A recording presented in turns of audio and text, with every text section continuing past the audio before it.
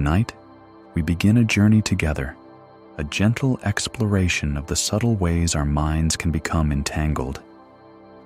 There is nothing you need to do, nothing to fix, no one you need to become. Simply allow yourself to rest, to be held in this moment as we turn our gaze to a quiet coastal village where the rhythm of life is tied to the ebb and flow of the sea. In this place, where the air carries the fresh, briny tang of the ocean and the distant call of gulls, we find our first companion on this path. We begin with Daigo, the fisherman, a man whose hands knew the salt and pull of the sea as intimately as they knew the lines on his own weathered face. He was a man of the coast, his days spent upon the shimmering water, his simple indigo tunic and trousers practical against the elements. His dark, straight hair, often tied back loosely to keep it from his eyes, framed a face etched with the concerns of a life lived at the mercy of the tides. Daigo moved with a restless energy, a slight hunch to his shoulders, always looking out at the horizon with a gaze that seemed to hold a question, a worry, unspoken. His hands, strong from years of hauling nets, were now still, poised over a heap of tangled rope and twine.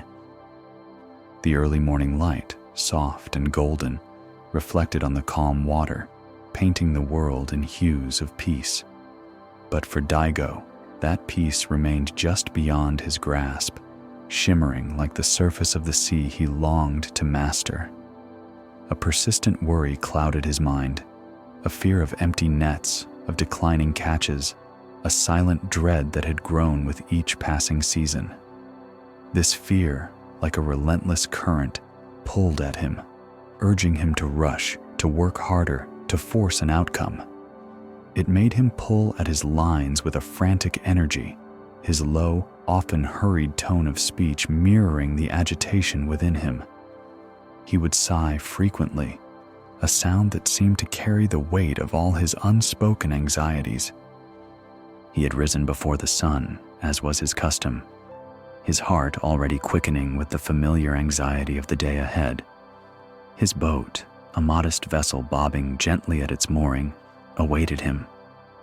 But first, the nets. They lay before him, a sprawling, intricate mess of rope and netting, a physical manifestation of the knots within his own mind. He had spent the previous evening in a hurried attempt to mend a tier, his impatience leading to a worse tangle than before.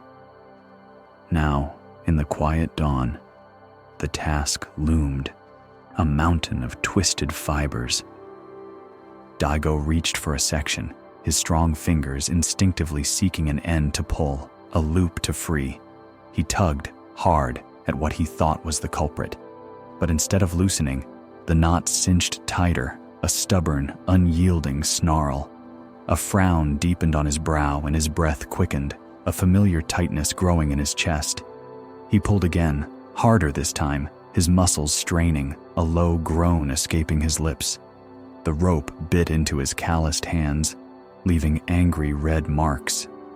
Each frustrated tug only served to draw the knots into a more complicated Gordian embrace.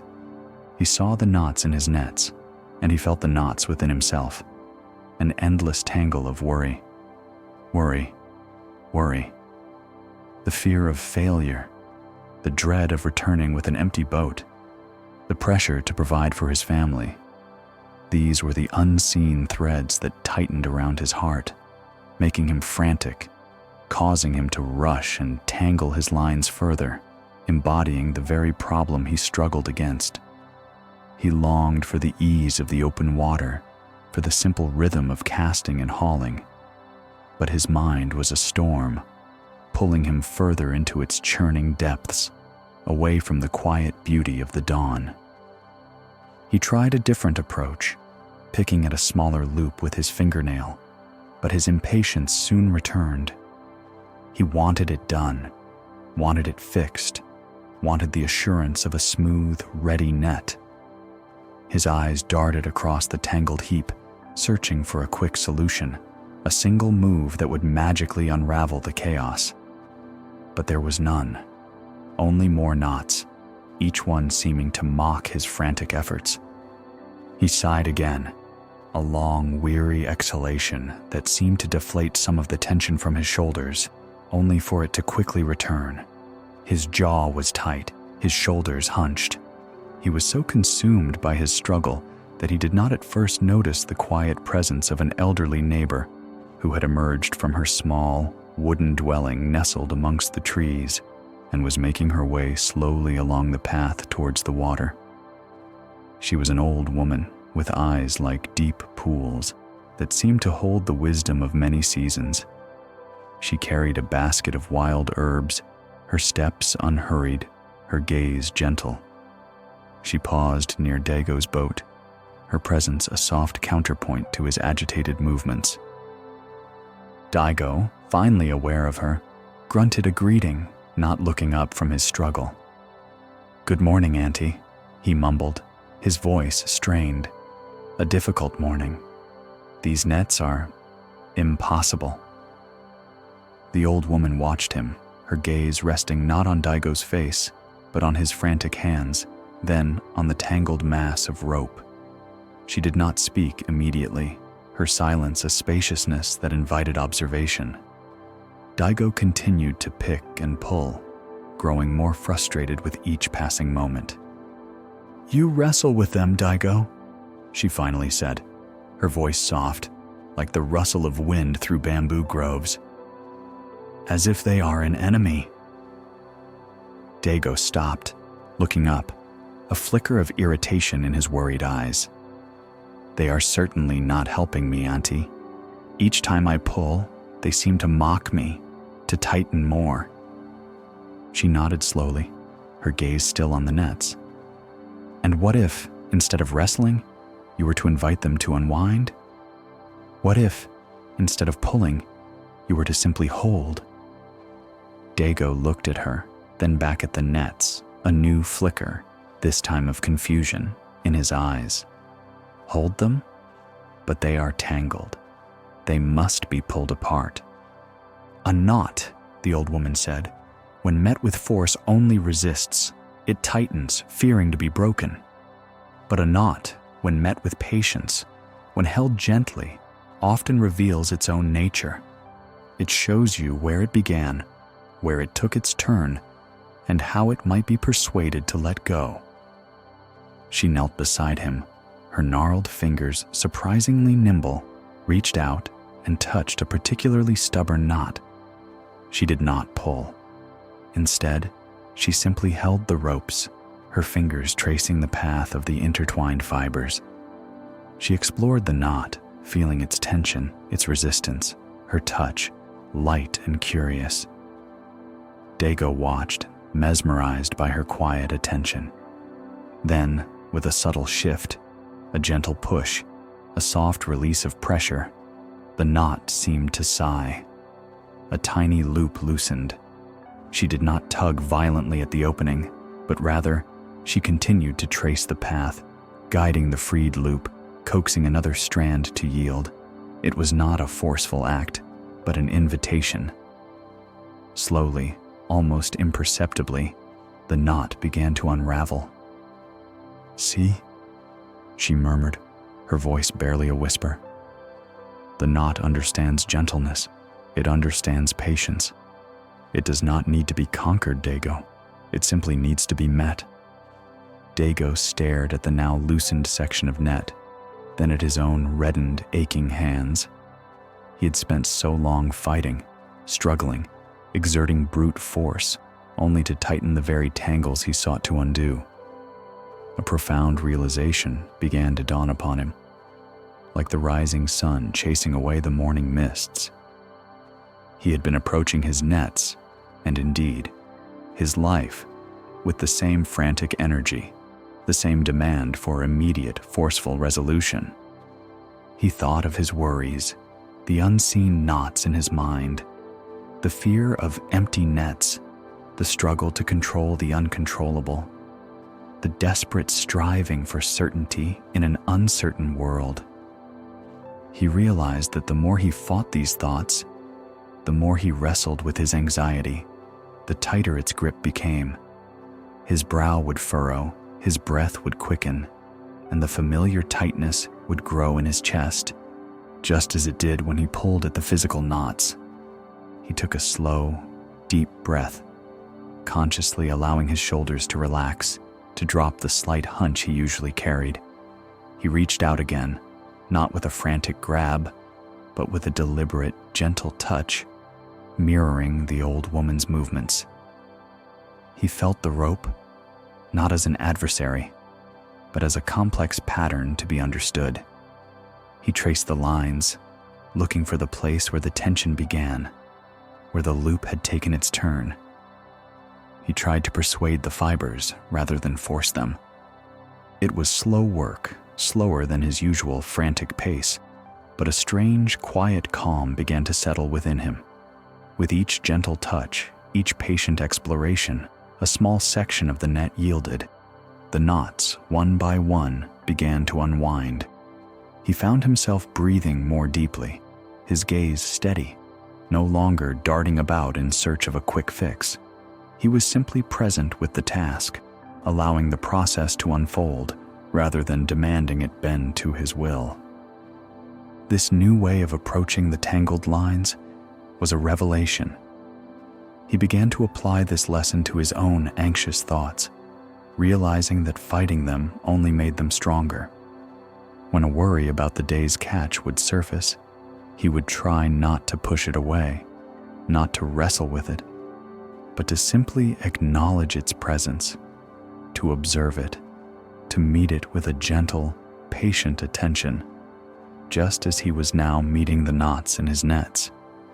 He allowed the thought to be there, without judgment, without the desperate need to immediately untangle it or make it disappear. He began to understand that peace wasn't found in the absence of tangles, but in the patient, gentle way he met them. It was a tentative step, a soft beginning, but for Daigo, the fisherman, it was a profound shift. The quiet morning continued, the sun now fully risen, painting the sky in soft blues and whites. The water lapped gently against his boat, a soothing, rhythmic sound, and Daigo, still working through his nets, felt a new, unfamiliar spaciousness within himself. The knots were still there, both in his nets and in his mind, but they no longer held him in such a tight, frantic grip. He was learning to unwind them, not by force, but by gentle, patient release. This quiet understanding, this first tentative step towards inner calm, sets the stage for our journey. We have seen how anxiety can entangle us, much like Daigo's nets, and how patience, gentle attention, and acceptance can begin to unwind these tight places, allowing us to find freedom and peace. We will continue to explore these subtle truths as we meet others on their own winding paths, each discovering, in their own way, the deep peace that comes from letting go of the struggle. This quiet understanding, this first tentative step towards inner calm, sets the stage for our journey. We have seen how anxiety can entangle us, much like Daigo's nets, and how patience, gentle attention, and acceptance can begin to unwind these tight places, allowing us to find freedom and peace. We will continue to explore these subtle truths as we meet others on their own winding paths, each discovering, in their own way, the deep peace that comes from letting go of the struggle. Our journey continues now, away from the coastal waters and into a vibrant, living tapestry of green and soil. We turn our attention to Hana, a diligent young gardener whose world was her garden, a space where life bloomed in quiet harmony. Hana lived for her plants, for the rich, damp earth, for the gentle cycle of growth and decay. Her hands, often stained with the soil she cherished, moved with a quiet intensity, tending to each seedling, each blossom, each leaf as if it were a precious jewel. Her bright green tunic and practical skirt were always brushed with the earth she loved, and her dark braided hair was usually tucked neatly under a straw hat, protecting her from the sun as she moved with grace and precision among her rows. She saw beauty in every delicate petal, in every sturdy stem, in the intricate network of roots beneath the soil. Her garden was a reflection of her devotion, a testament to the care she poured into it daily.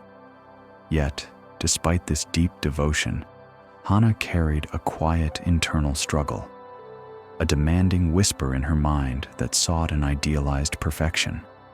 This whisper made her strive, not just for healthy plants, but for plants that conformed to a certain image, a flawless ideal she held in her mind.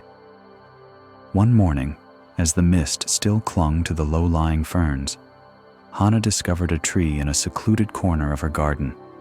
It was a beautiful tree, undeniably so, its leaves a rich emerald, its bark gnarled with the wisdom of years.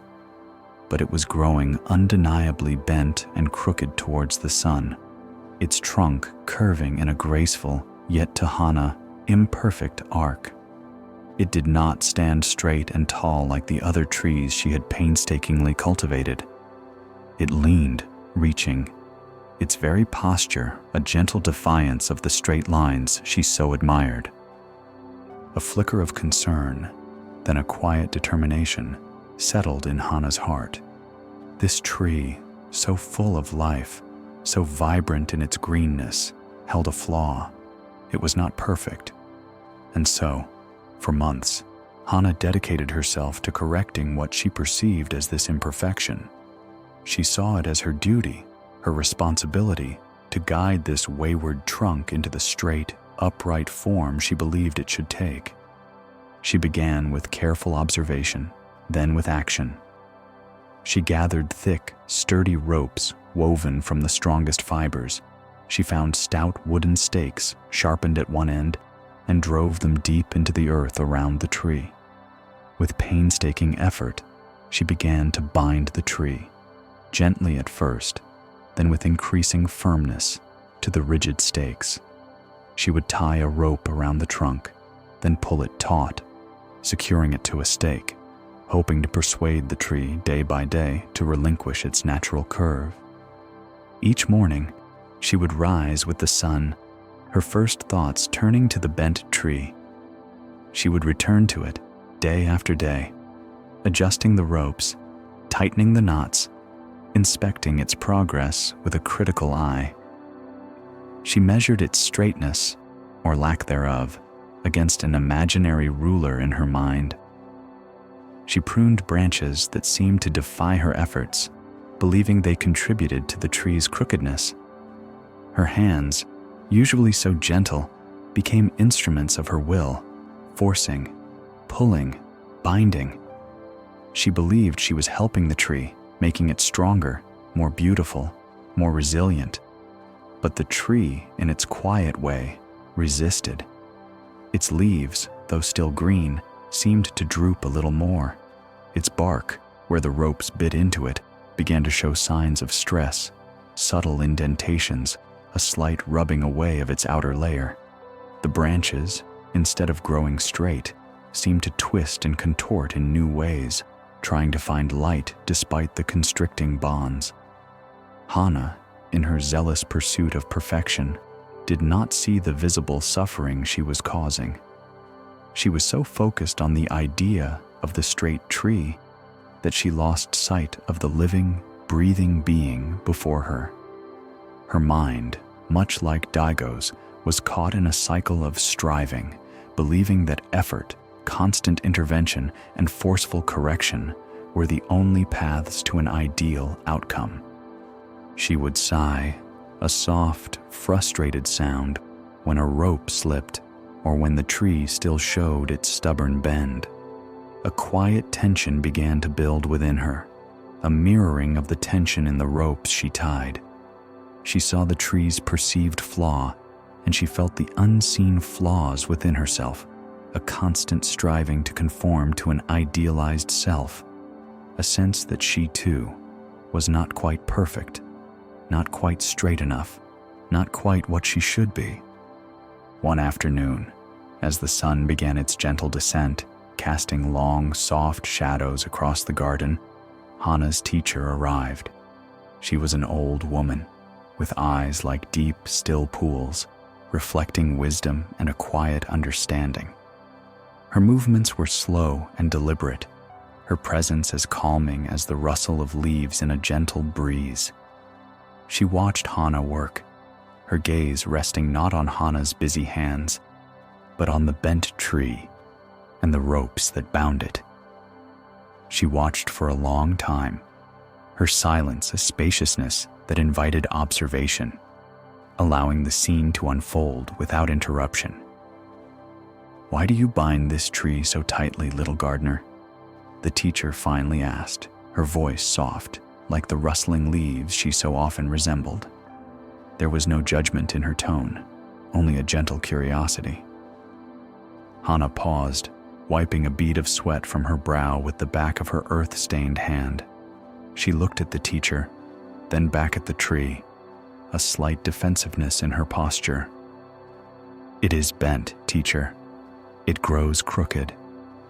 I want it to grow strong and straight, like the others. It will be more beautiful then." The old woman walked slowly around the tree, her fingers gently touching a gnarled section of bark, then a leaf, then one of the taut ropes. She observed the unique curving dance of its branches, the way they reached for the light in their own distinctive manner. "And is it not strong now, Hana?" she asked, her voice a quiet murmur. "Do you not see how it has weathered many seasons? How it continues to reach for the sun, despite its bend?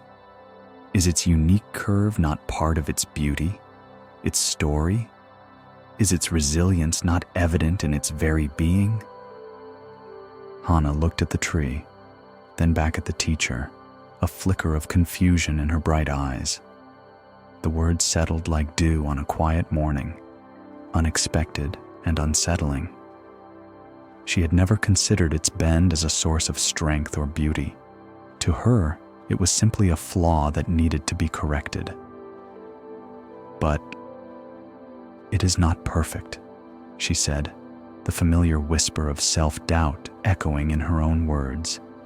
"It does not stand tall and straight." The teacher gently touched a bent branch, her aged fingers tracing its path.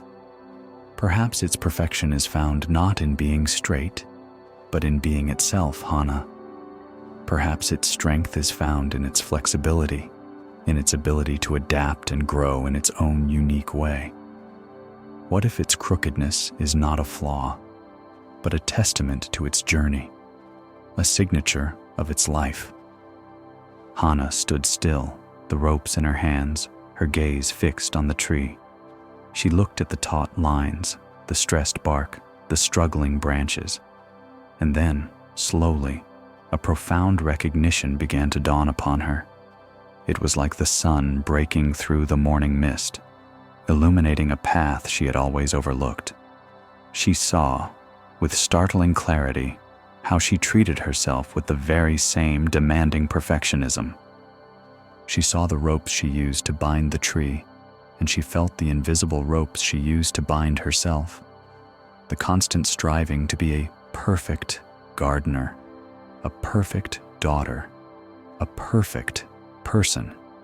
The relentless pressure to straighten out her own perceived flaws, to force herself into an idealized form that felt unnatural, constricting, and ultimately exhausting. She realized that her attempts to fix the tree were causing it suffering, just as her internal demands for an unattainable perfection were causing her own quiet, persistent suffering. The more she tried to force the tree, the more it resisted, finding new ways to express its own nature.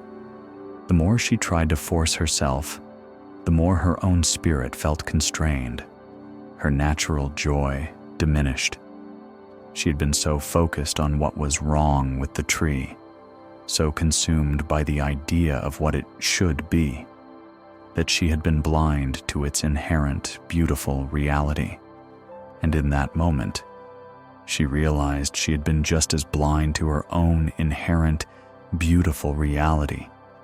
A gentle wave of sadness washed over her, followed by a quiet sense of release. She looked at the ropes in her hands, no longer as tools of correction, but as symbols of her demanding, anxious mind. She looked at the tree, no longer as a project to be perfected, but as a living being, full of its own unique grace and story. Slowly, deliberately, Hana began to unfasten the ropes. Her hands moved with a new tenderness, a quiet reverence. She untied each knot, allowing the fibers to slacken, releasing the pressure on the tree's bark. As the last rope fell away, the tree, gently, almost imperceptibly, seemed to sigh. Its branches, though still bent, moved with a newfound freedom in the soft afternoon breeze.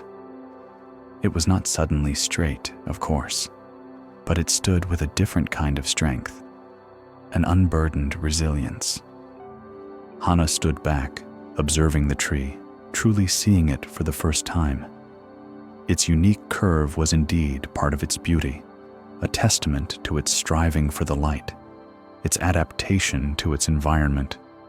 It was perfect in its own imperfect way, and as she looked at the tree, a quiet, gentle acceptance began to bloom within her own heart. She felt a softening, a loosening of the invisible ropes she had used to bind herself. From that day forward, Hana tended to her garden with a new kind of wisdom. She still cared for her plants with deep devotion, but her care was now imbued with patience and a profound respect for their individual natures. She learned to observe, to nurture, to support, but never to force. She allowed each plant, each tree, each blossom to grow in its own unique way, understanding that true beauty lay not in forced perfection, but in the authentic expression of its own form. And she began to tend to herself with the same gentle acceptance. When the whisper of perfectionism arose, she would gently acknowledge it, much like Daigo acknowledged his worries, but she would no longer allow it to bind her. She learned to appreciate her own unique curves, her own strengths, her own vulnerabilities, understanding that they were all part of her story, part of her inherent beauty. This lesson, learned in the quiet solitude of her garden, brought Hana a deep and abiding peace. She discovered that the suffering she had experienced came not from the tree's bend or her own perceived flaws, but from her relentless struggle against them. By releasing the need to control, to force, to demand an idealized perfection, she found a spacious calm within herself.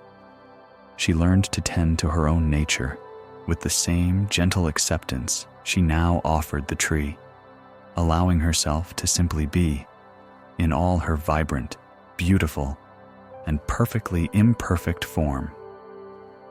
As Hana found peace in the unique curve of a tree, learning to tend to her own nature with gentle acceptance, we now turn our gaze to another soul, whose journey into stillness begins amidst the warmth and aroma of a village bakery. Here, where the air should hum with the comforting scent of yeast and fresh-baked bread, a different kind of tension has settled, a quiet, pervasive unease. Tomas, the baker, was a man whose passion for his craft had always been evident in his flour-dusted clothes and the gentle, kind light in his eyes. For decades, his hands had moved with the grace of a dancer and the precision of a sculptor, kneading dough, shaping loaves, and coaxing life from simple ingredients. His bakery, nestled on a quiet street, was a beloved heart of the community, known not just for its exquisite bread, but for the steady, comforting presence of Tomas himself. His bread was a testament to his artistry, each loaf a small masterpiece of crust and crumb, texture and taste. His customers never worried about the quality, for Tomas was a master through and through. But a single significant order gone wrong had cast a long, dark shadow over his once joyful craft. It was a day like any other, or so it began. A large order for a special village festival had filled his ovens. Through some small, unidentifiable error, perhaps a momentary lapse in temperature, or a distraction that pulled his attention away at a critical moment, the entire batch had emerged from the heat, not golden and fragrant, but deeply, irrevocably burnt.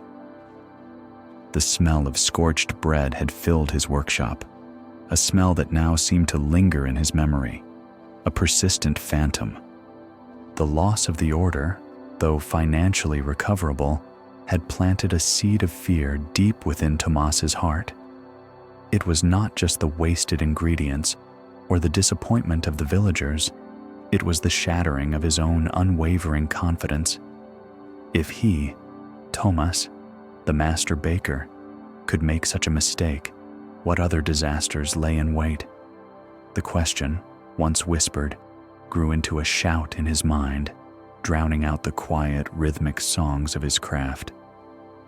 This single setback had plunged him into a paralyzing fear. He became obsessive, checking and rechecking his ovens with a frantic energy that felt alien to his usually calm demeanor. He would set timers, then check them again, convinced they were faulty. He would measure flour not once, but 3, 4, 5 times, his hands trembling slightly, his mind replaying the image of the burnt loaves. Each ingredient, each step, became a potential pitfall, a hidden trap leading to another catastrophic failure. His once fluid rhythm, the intuitive dance between baker and dough, was broken. The art of baking, which had once flowed from his hands like a gentle river, became a rigid, forced sequence of actions, devoid of joy. He lost the feel of the dough, the subtle changes in its texture that told him when it was ready. His mind, once a canvas for culinary creativity, had become a stage for endless rehearsals of disaster. He would mentally bake a loaf, envisioning every possible mistake, every potential for scorching, every way it could go wrong. He was so busy preventing future failures that he was no longer present in the act of baking at all. He could barely bake, his body frozen by his mind's incessant warnings.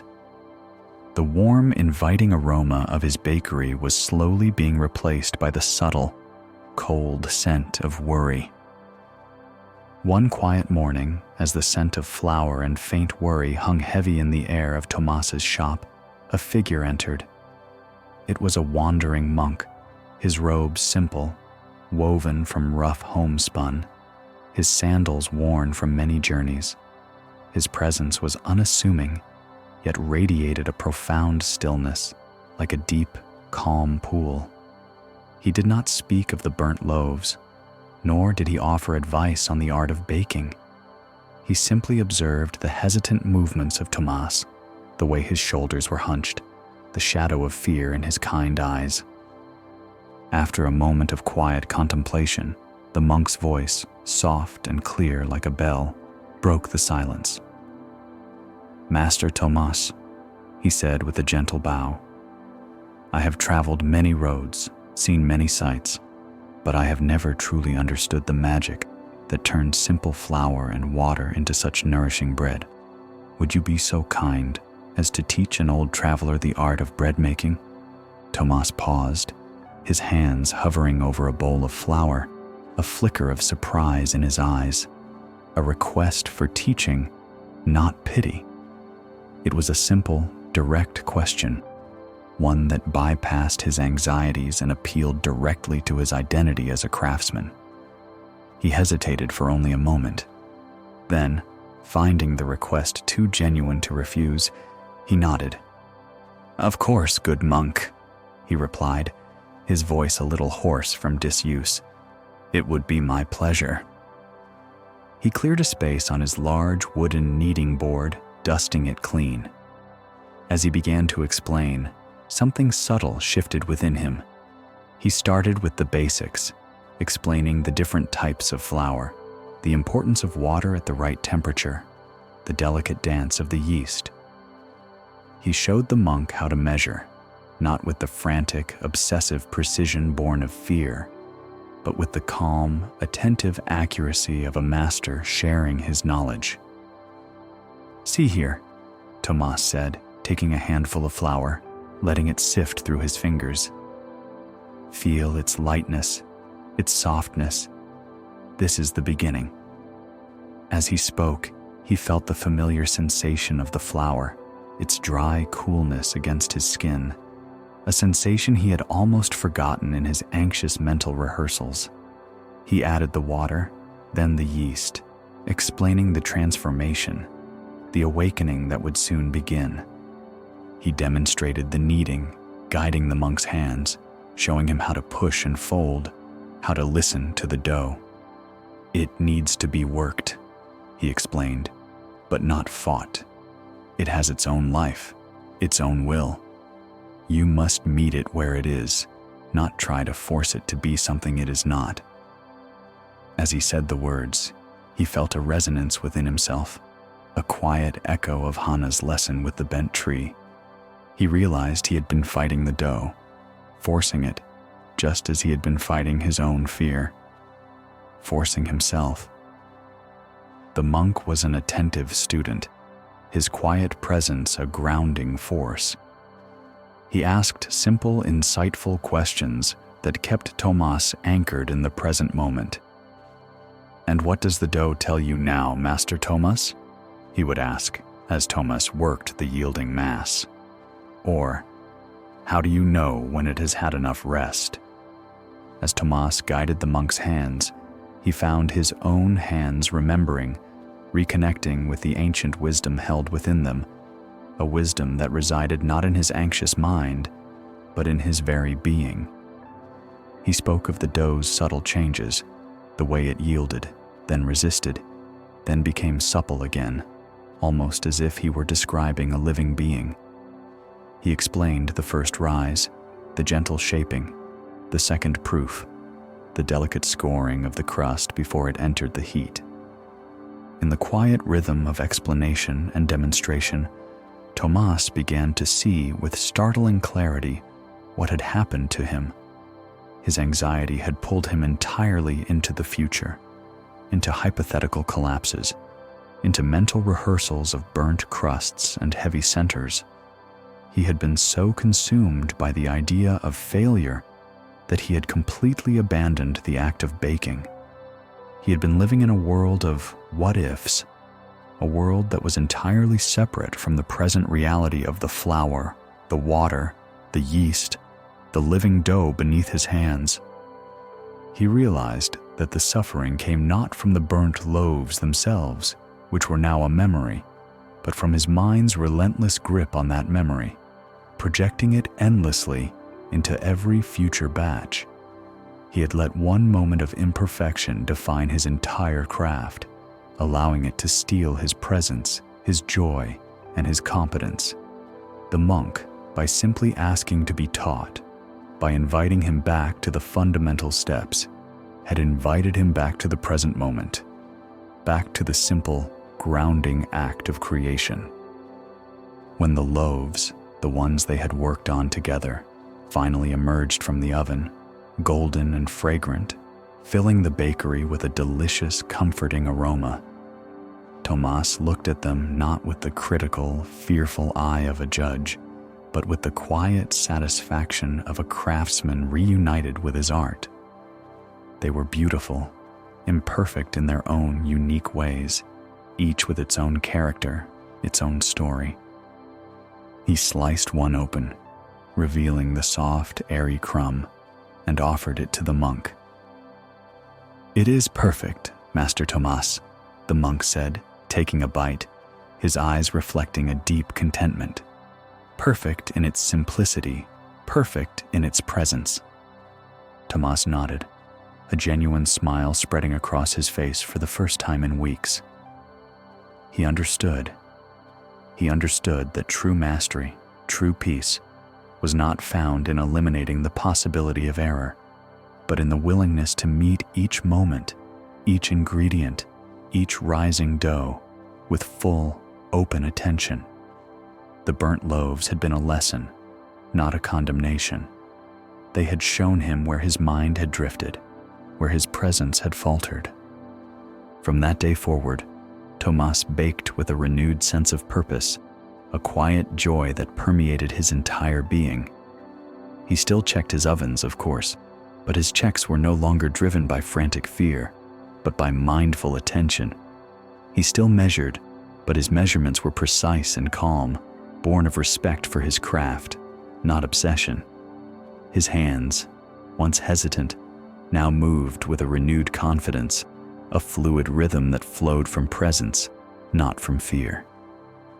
He had learned that anxiety, when indulged, detaches us from the vibrant reality of the present, pulling us into endless, exhausting mental simulations of disaster.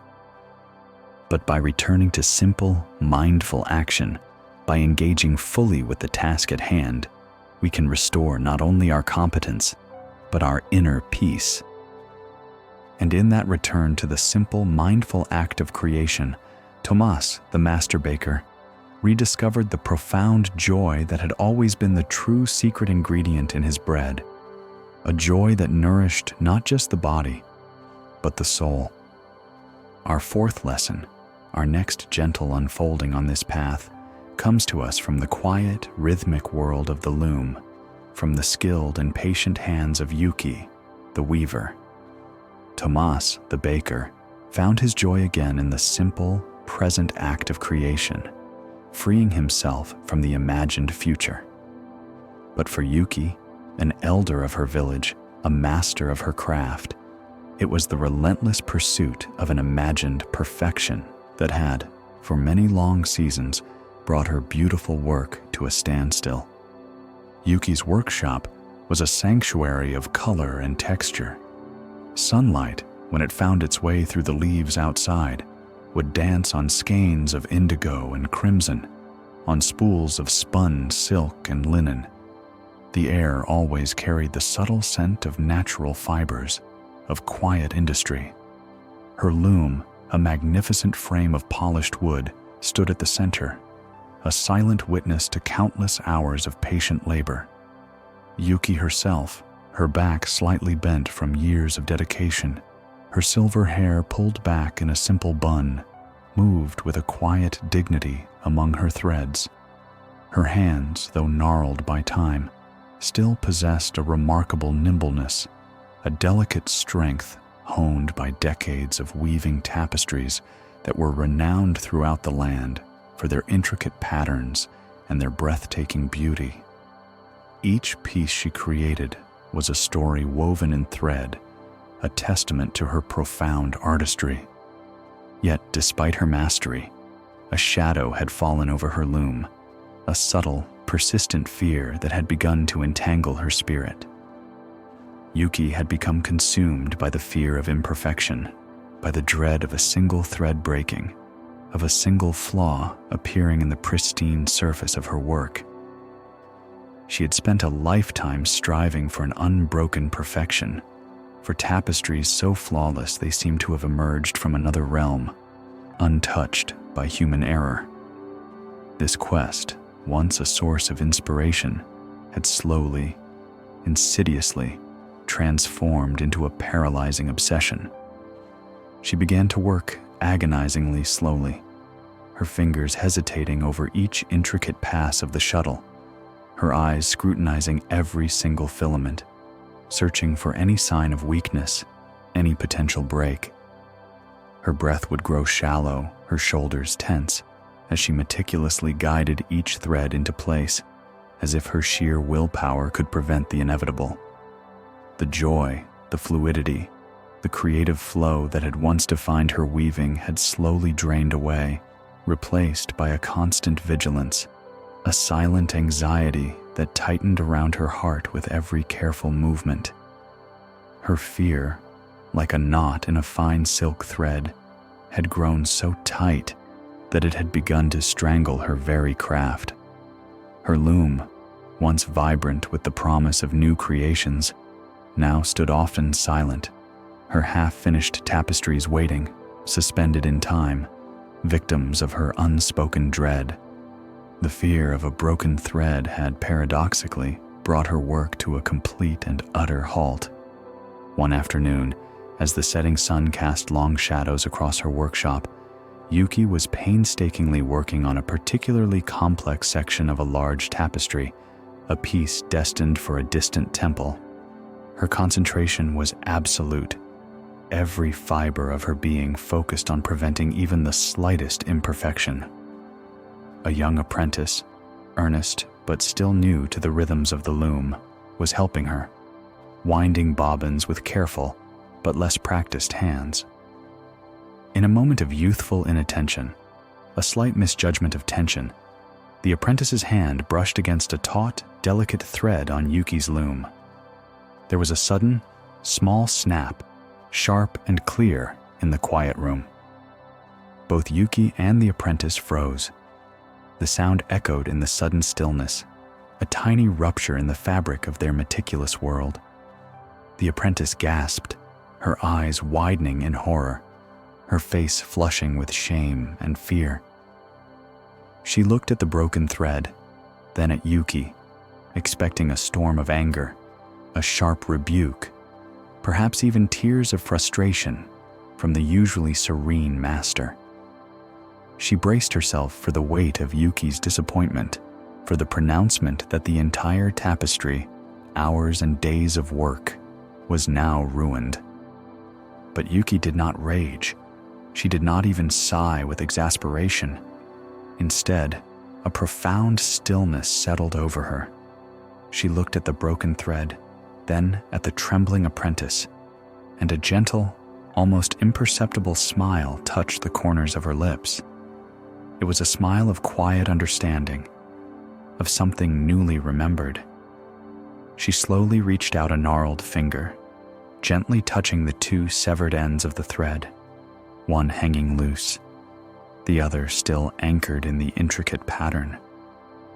"Do not fear, child," Yuki said, her voice soft and melodious, imbued with the wisdom of age, yet now, for the first time in a long while, free of its hidden weariness.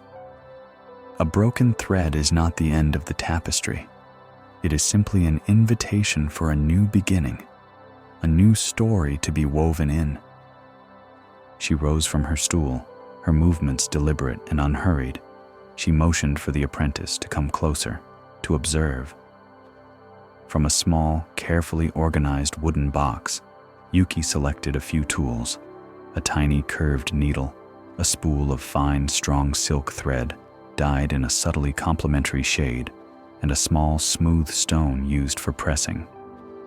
The apprentice watched, mesmerized, as Yuki's skilled fingers, once paralyzed by the fear of such an event, now moved with an almost sacred purpose. She took the two broken ends of the original thread, carefully separating the individual fibers. With the curved needle, she began to reweave, not simply tying a knot, but meticulously interweaving the new thread with the old, blending it into the existing pattern. Her movements were slow, precise, and deeply attentive.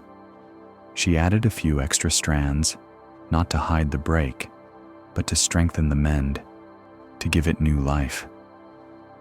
The small new section of thread, skillfully integrated, began to take on a unique texture, a subtle variation in the pattern, a tiny ripple in the otherwise smooth surface of the tapestry. It was not invisible, not erased. It was there, a testament to an incident, to a moment of repair. As she worked, Yuki spoke, her voice a quiet hum like the gentle whir of the loom itself. For 30 years, she mused, her gaze distant, yet deeply present on her work, I sought the unbroken tapestry. I believed that true beauty lay in an unbroken, flawless surface, a perfect continuum of thread. She paused, pressing the newly mended section gently with the smooth stone, blending it further. I spent all my effort, all my creative energy, trying to prevent the inevitable. And in doing so, I stopped weaving entirely. She looked up at the apprentice, her eyes like deep pools holding a profound, newfound clarity. But a tapestry, child, is not made beautiful by the absence of broken threads. Its beauty lies in its resilience, in its capacity for mending.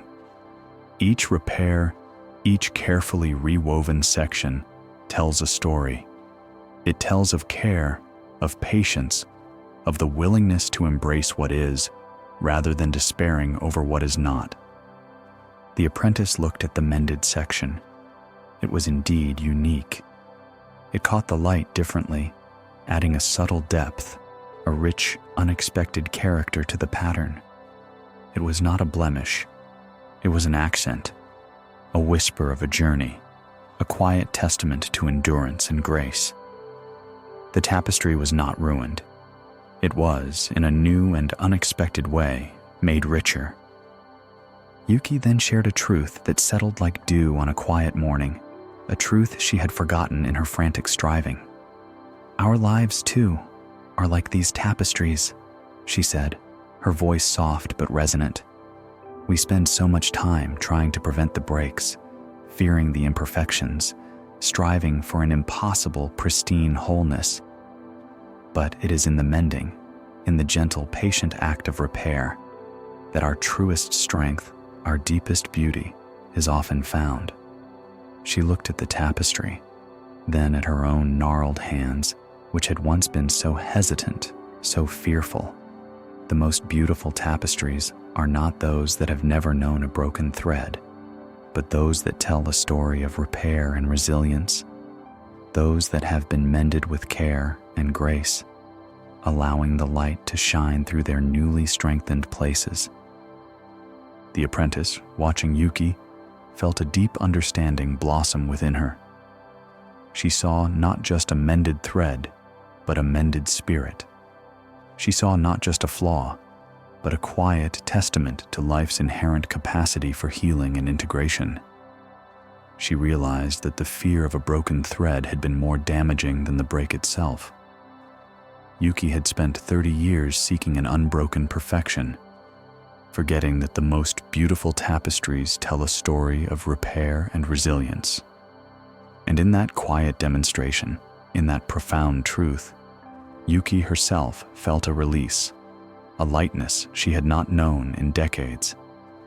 She picked up her shuttle, her fingers moving with a renewed confidence, no longer driven by fear, but by a quiet acceptance of the natural flow of creation, of life's inherent imperfections and its endless capacity for renewal.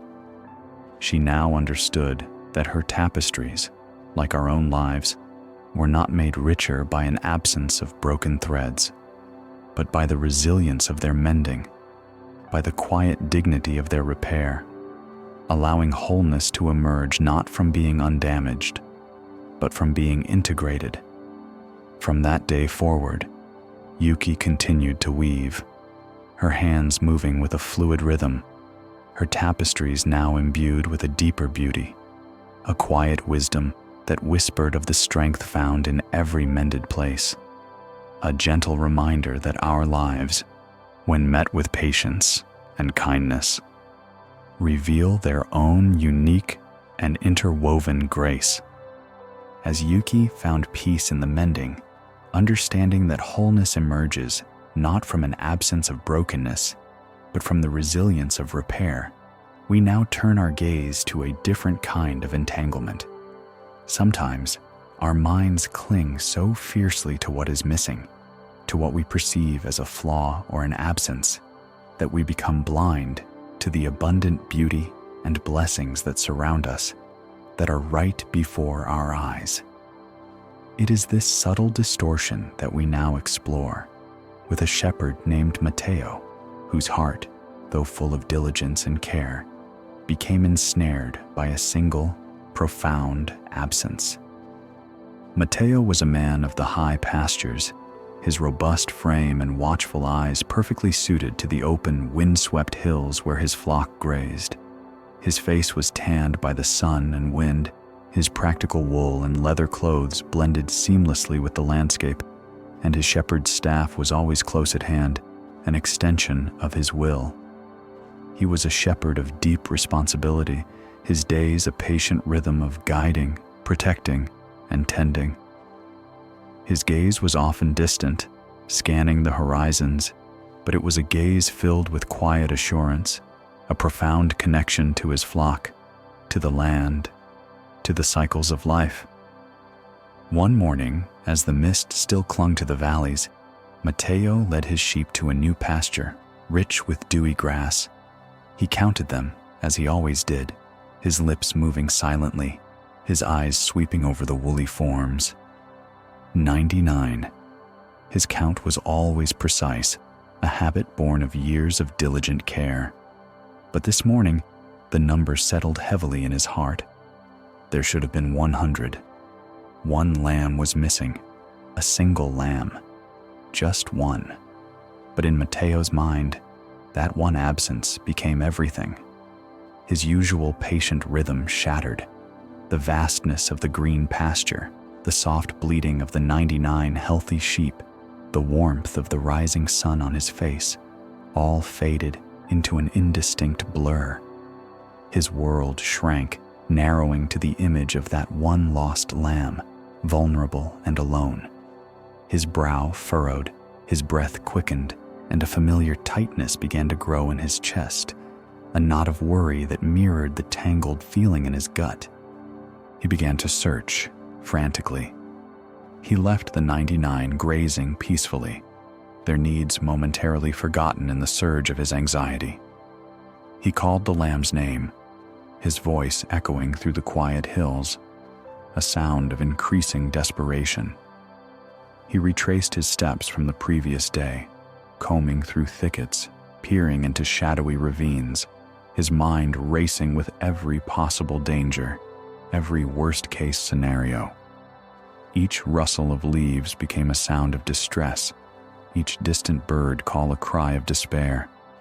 He walked for hours, his gaze fixed on the ground, searching for a tiny footprint, a wisp of wool caught on a thorn.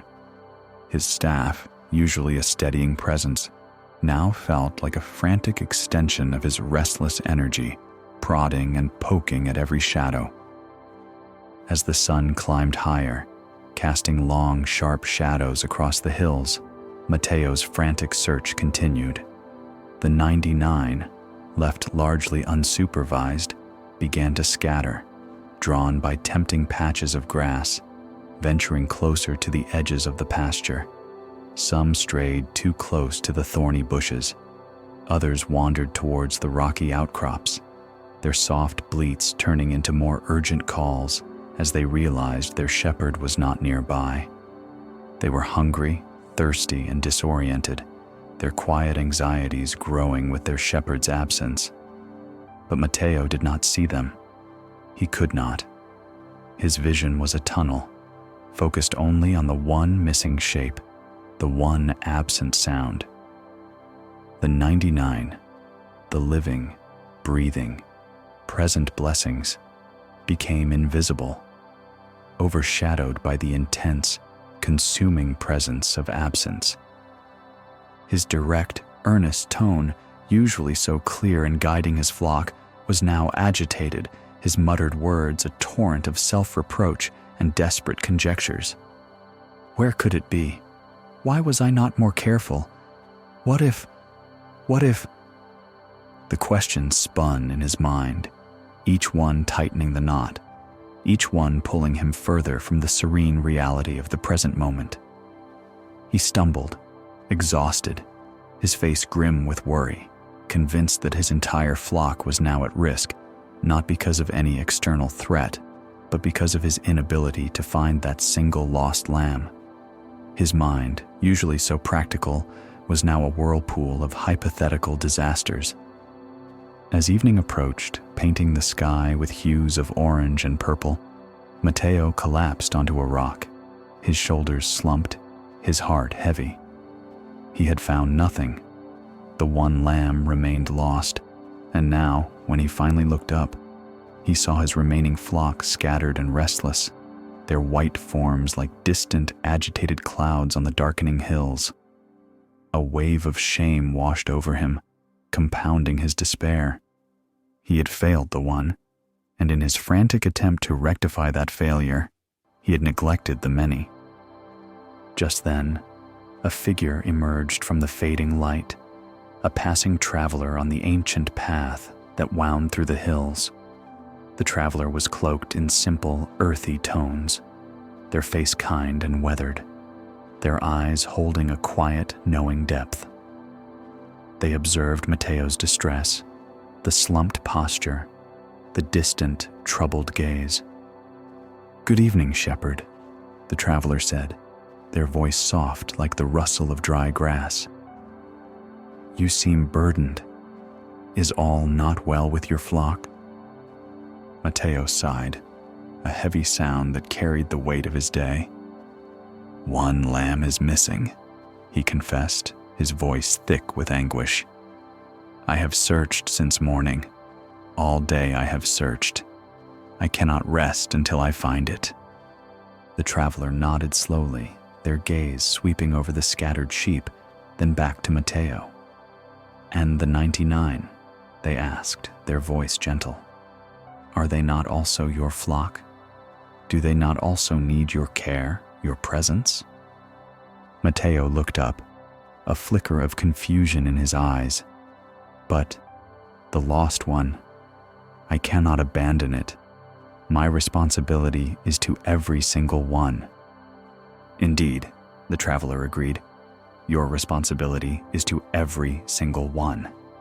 But tell me, shepherd," they continued, their words like soft pebbles dropping into a still pond, "by focusing all your attention on what is absent, on what is lost, do you truly serve what is present? By allowing the thought of the one to consume your every waking moment, are you not, perhaps, losing the opportunity to tend to the 99 who are right here, before your eyes, needing your guiding hand?" Mateo looked at the traveler, then slowly his gaze drifted to his scattered flock. He saw how far some had strayed, how anxious their bleating had become. He saw the potential dangers they were now exposed to, dangers that his frantic, tunnel-visioned search had made him completely blind to.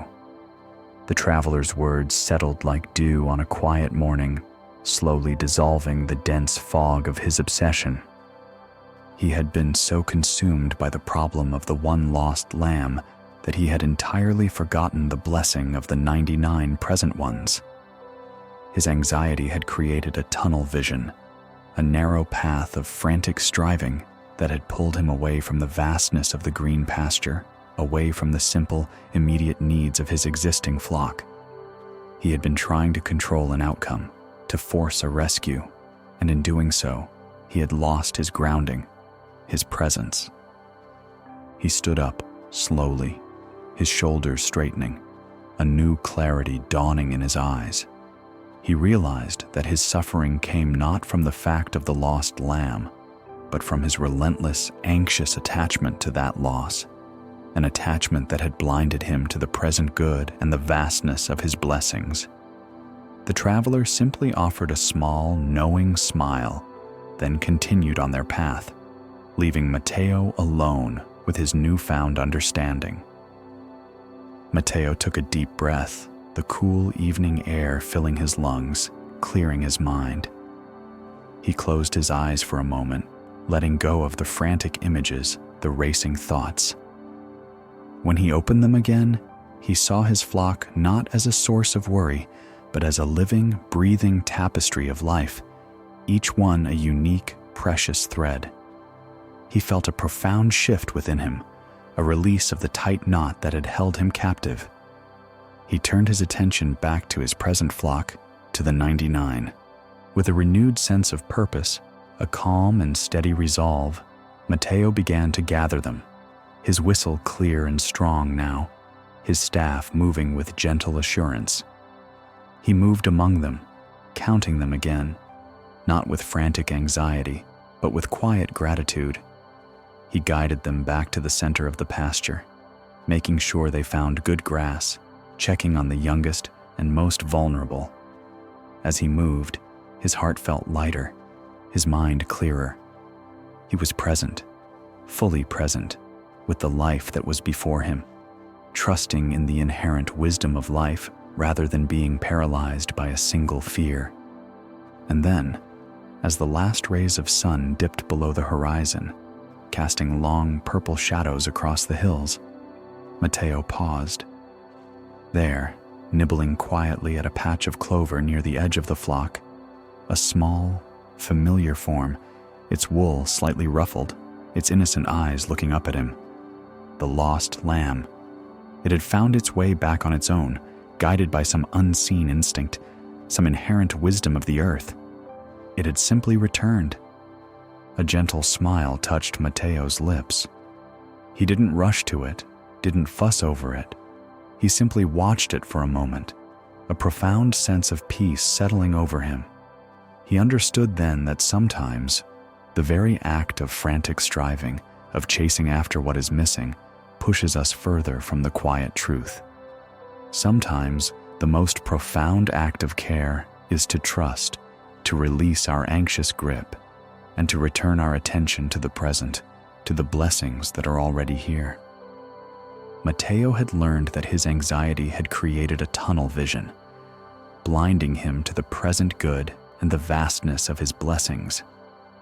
He had learned that by shifting his focus from what was missing to what was present, by trusting in the inherent wisdom of life rather than being paralyzed by a single fear, he had not only regained his peace, but had also allowed life itself to unfold, to mend its own perceived breaks.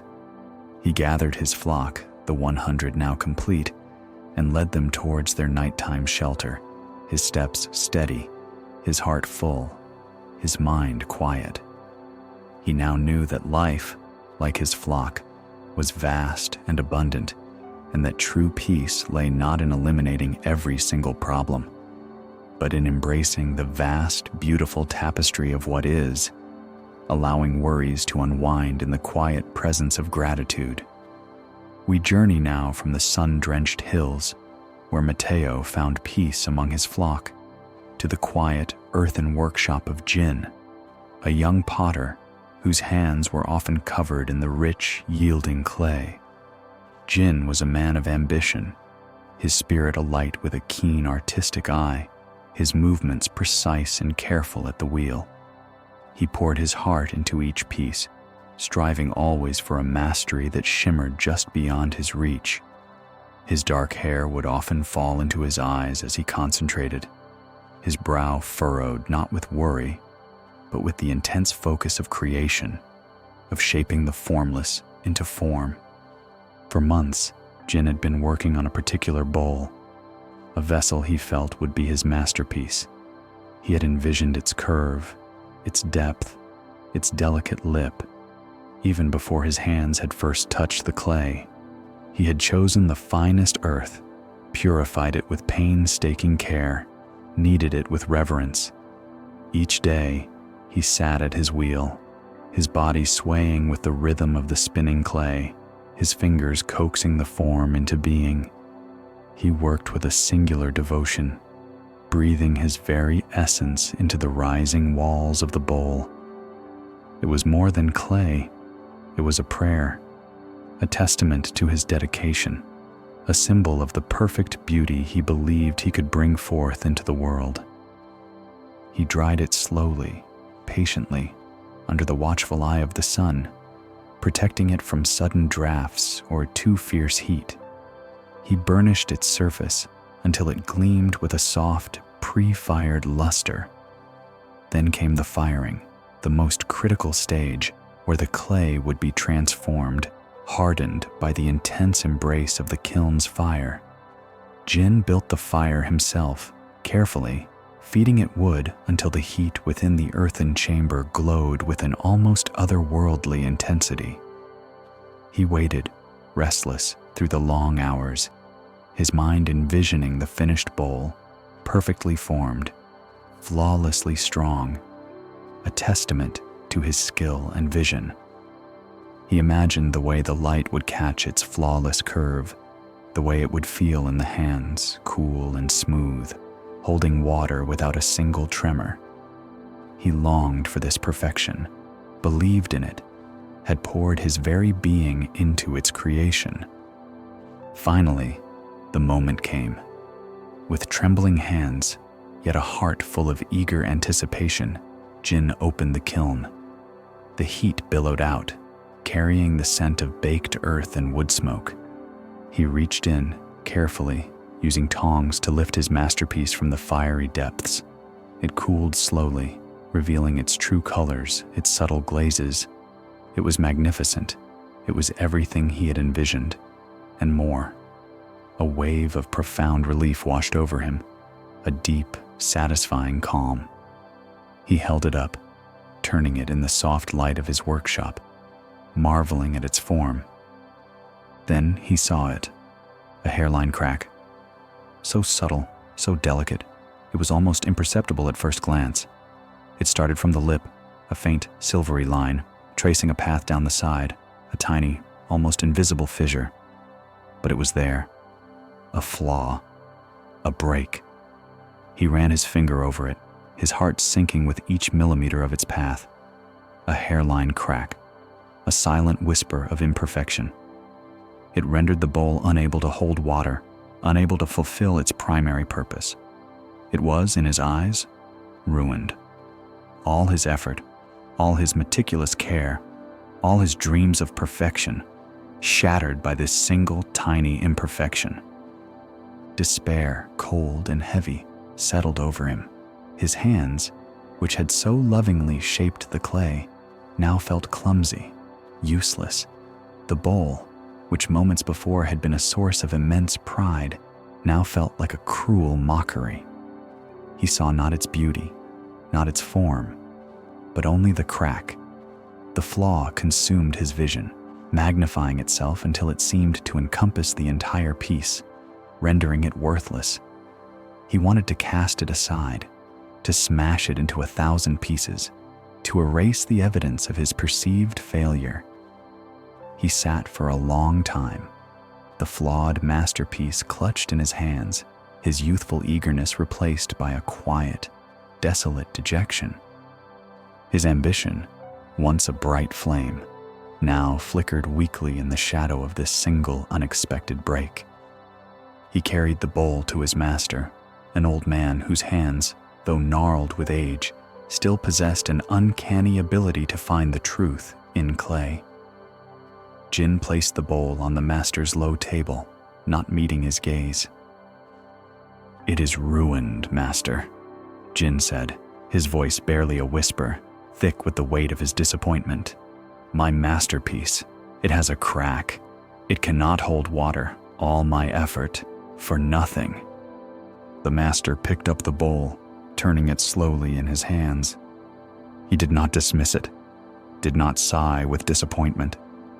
His eyes, deep and knowing, traced the delicate line of the crack. He held it with a reverence that surprised Jin. "Indeed," the master said, his voice calm like a still pond. "A break, a journey the fire has left upon its form." Jin looked up, confusion mingling with his despair. "But it is useless now." The master smiled gently. "Is a life without challenge useless, young Jin? Is a path without deviation without meaning?" He set the bowl down, then reached for a small lacquered box. From within, he drew out a tiny brush and a small pot of shimmering golden lacquer. With painstaking care, the master began to work. His old hands, steady and precise, followed the path of the crack. He mixed the golden powder with the lacquer, creating a liquid gold that caught the light. Slowly, deliberately, he filled the hairline crack, transforming the delicate fissure into a glowing line of pure gold. Each stroke was an act of quiet reverence, an honoring of the bowl's journey, its unexpected transformation. Jin watched, mesmerized, as the master worked. The gold, instead of hiding the flaw, highlighted it, celebrated it. The bowl, once deemed ruined, now began to gleam with a new, unexpected beauty. The golden river traced an intricate, unique pattern across its surface, a map of its history, its resilience. When the master was finished, he held the bowl out to Jin. The hairline crack was no longer a symbol of failure, but a vibrant vein of gold, shimmering softly, catching the light in a way the perfect, unblemished surface never could have. It was still the same bowl, yet it was profoundly different, infused with a new narrative, a deeper strength.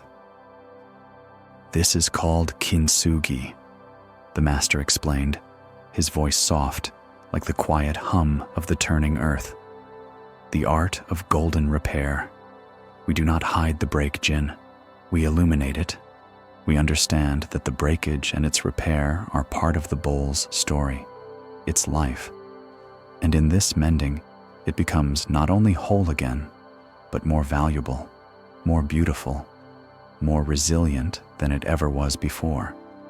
Its perfection is no longer in its unbroken state, but in its integrated form, in the journey it has undertaken." Jin took the bowl, his fingers tracing the cool, smooth line of gold. He felt a powerful realization ripple through him, a profound shift in his understanding. He had been viewing his own anxieties, his own past wounds, his own perceived failures, as flaws that disqualified him from peace, from wholeness. He had carried them as burdens, as marks of imperfection that diminished his worth, just as he had viewed the crack in his masterpiece. He had striven for an unbroken, flawless existence, believing that any deviation from that ideal meant ruin. But the master's lesson, embodied in the shimmering gold of the repaired bowl, showed him a different truth. His own anxieties, the moments when his youthful eagerness had turned to dejection, the times he had stumbled or fallen short, these were not flaws to be hidden or erased. They were the very cracks in his own being that, when met with gentle attention and acceptance, could be filled with the gold of resilience, of wisdom, of compassion. They were the very marks that could make his own life story richer, more unique, more profoundly beautiful. Wholeness, he now understood, did not mean being undamaged. It meant being integrated. It meant acknowledging every broken place, every scar, every moment of perceived failure, and honoring it as part of the journey. It meant understanding that these very experiences, these very cracks, could become sources of light, of strength, of greater value. Jin looked at the bowl, then back at his master, his eyes filled with a new understanding, a quiet gratitude. He felt the tight knot of self-judgment begin to loosen within him. He saw his own life, not as a fragile vessel that must remain unbroken, but as a masterpiece in progress, its story unfolding, its perceived flaws transformed into shining pathways of growth. He carried the kintsugi bowl back to his workshop, no longer with despair, but with a profound sense of peace. He placed it carefully on a shelf, where the light would catch its golden veins, a constant reminder of the master's wisdom. He knew now that his own wounds, his own anxieties, when met with the gentle gold of acceptance, could become sources of light and greater value. He learned that the very act of struggling against these perceived imperfections only deepened their sting, but by embracing them, by integrating them into the tapestry of his being, he could find a deeper, more abiding peace, a wholeness that celebrated every twist and turn of his unwinding path. We have walked a path together, a path of quiet discovery. through the lives of those who, like us, have wrestled with the intricate knots of their own minds. We have journeyed through the shimmering coastal waters with Daigo, the fisherman, and felt the familiar sting of frustration as his frantic efforts only tightened the very tangles he longed to undo. We remember the tightness in his chest, the quickening of his breath, the way his mind became a storm, mirroring the chaos in his nets. His story, a gentle current in our own understanding, reminded us that often our deepest anxieties arise not from the presence of a knot, but from the forceful struggle against it. He showed us the profound wisdom of patience, of meeting resistance with a soft attention, allowing the gentle breath to loosen what brute force could not. He began to learn that sometimes the most effective action is to cease the frantic pulling, to simply be with the tangle, and in that quiet, allowing presence, the knots begin to unwind on their own. And we walked with Hana, the gardener, among her vibrant plants, where the sun warmed the earth and the scent of growing things filled the air. We saw her earnest dedication to the beautiful, bent tree, and her tireless efforts to force it into a shape she deemed perfect. We felt her quiet determination, her desire for an ideal that, ironically, caused suffering to the very life she cherished. Hana's journey unveiled a truth we often forget, that our attempts to conform, to reshape ourselves or the world around us according to a rigid ideal, can be a source of deep pain. The wise elder, with eyes like deep pools, gently showed Hana that the tree's unique curve was not a flaw to be corrected, but a testament to its resilience, its own beautiful story. Its perfection was found not in being straight, but in simply being itself. And in that revelation, Hana began to tend to her own nature with the same gentle acceptance, understanding that true beauty lies not in forced perfection, but in the spacious grace of allowing things and ourselves to be exactly as they are, to accept, not to struggle, to allow, not to force. We paused in the warm, flower-dusted stillness of Tomas, the baker's shop, where the comforting aroma of bread usually filled the air. But we met Tomas when his hands, once so confident, were paralyzed by the memory of burnt loaves. His fear had pulled him away from the present moment, away from the simple, grounding act of creation, into an endless mental rehearsal of disaster. He checked and rechecked, his meticulousness becoming a cage, his anxiety a constant projection of failure onto a future that had not yet arrived. The wandering monk, with his quiet, unassuming presence, drew Tomas back, not by lecturing, but by simply asking to be taught. And in the act of explaining, of returning to each fundamental step, Tomas was brought back to the feel of the dough, the warmth of the oven, the rhythm of his own breath. His story reminded us that anxiety often thrives in the space between where we are and where we think we should be, in the endless speculation about what might go wrong. It showed us that to return to the simple, mindful doing, to the presence of each moment, can be a profound act of liberation, unwinding the tight grip of fear and restoring a quiet, creative peace.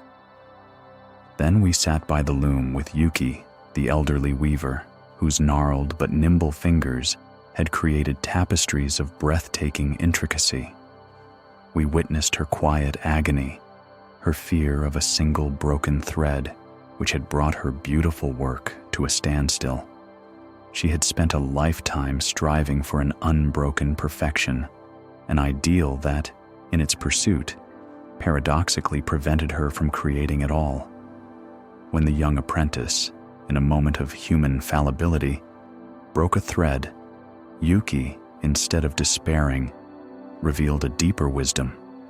She showed us how the broken thread, when met with skillful, golden repair, could become a part of the tapestry's unique character, adding a richness and depth that an unblemished surface could never possess.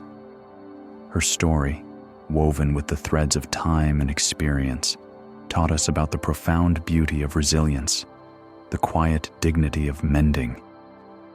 It reminded us that our own lives, like Yuki's tapestries, are made richer not by an absence of broken places, but by the compassion and care with which we mend them, integrating every perceived flaw into a larger, more beautiful whole.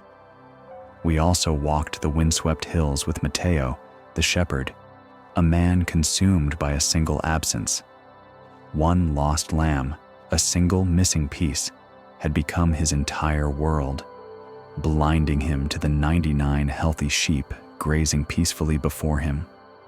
His frantic, solitary search, driven by anxious attachment, caused him to neglect the very blessings that surrounded him. The passing traveler, with a gentle, questioning gaze, invited Matteo to shift his focus, to see what was present, what was abundant, what was whole. Matteo's journey illuminated how easily anxiety can create a tunnel vision, magnifying a single fear, a single problem, until it eclipses all other realities. It reminded us that our minds, when left unchecked, can become fixated on what is missing, what is wrong, what has been lost, causing us to overlook the vast landscape of blessings that are right here, right now. He learned that by returning his attention to the present, by trusting in the natural flow, the lost can often find its way back, and the mind can find a spacious calm.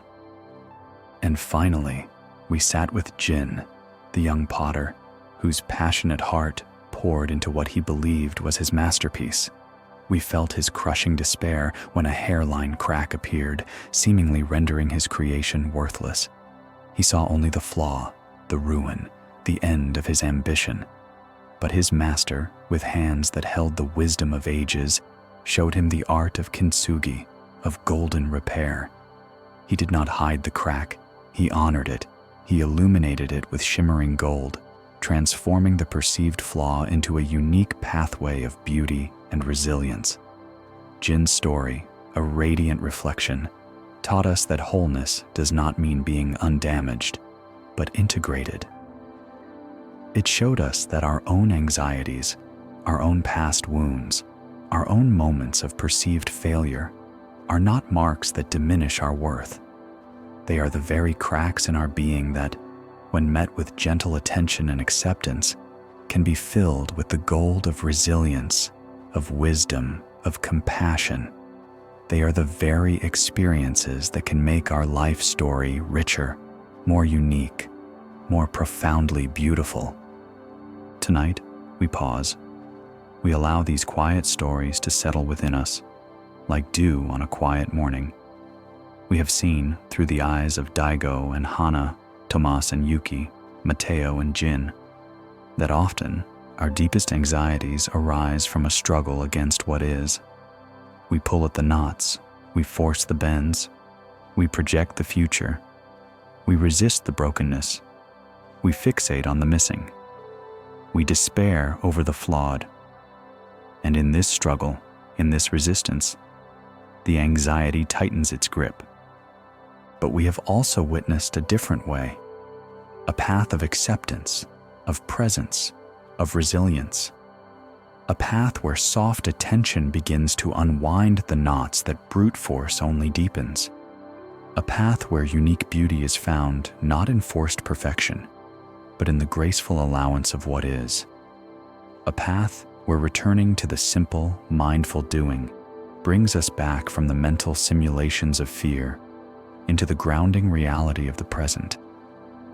A path where brokenness, when met with the gentle gold of repair, becomes a source of unique beauty and profound strength. A path where shifting our focus from what is missing to what is present opens our eyes to the abundance that surrounds us.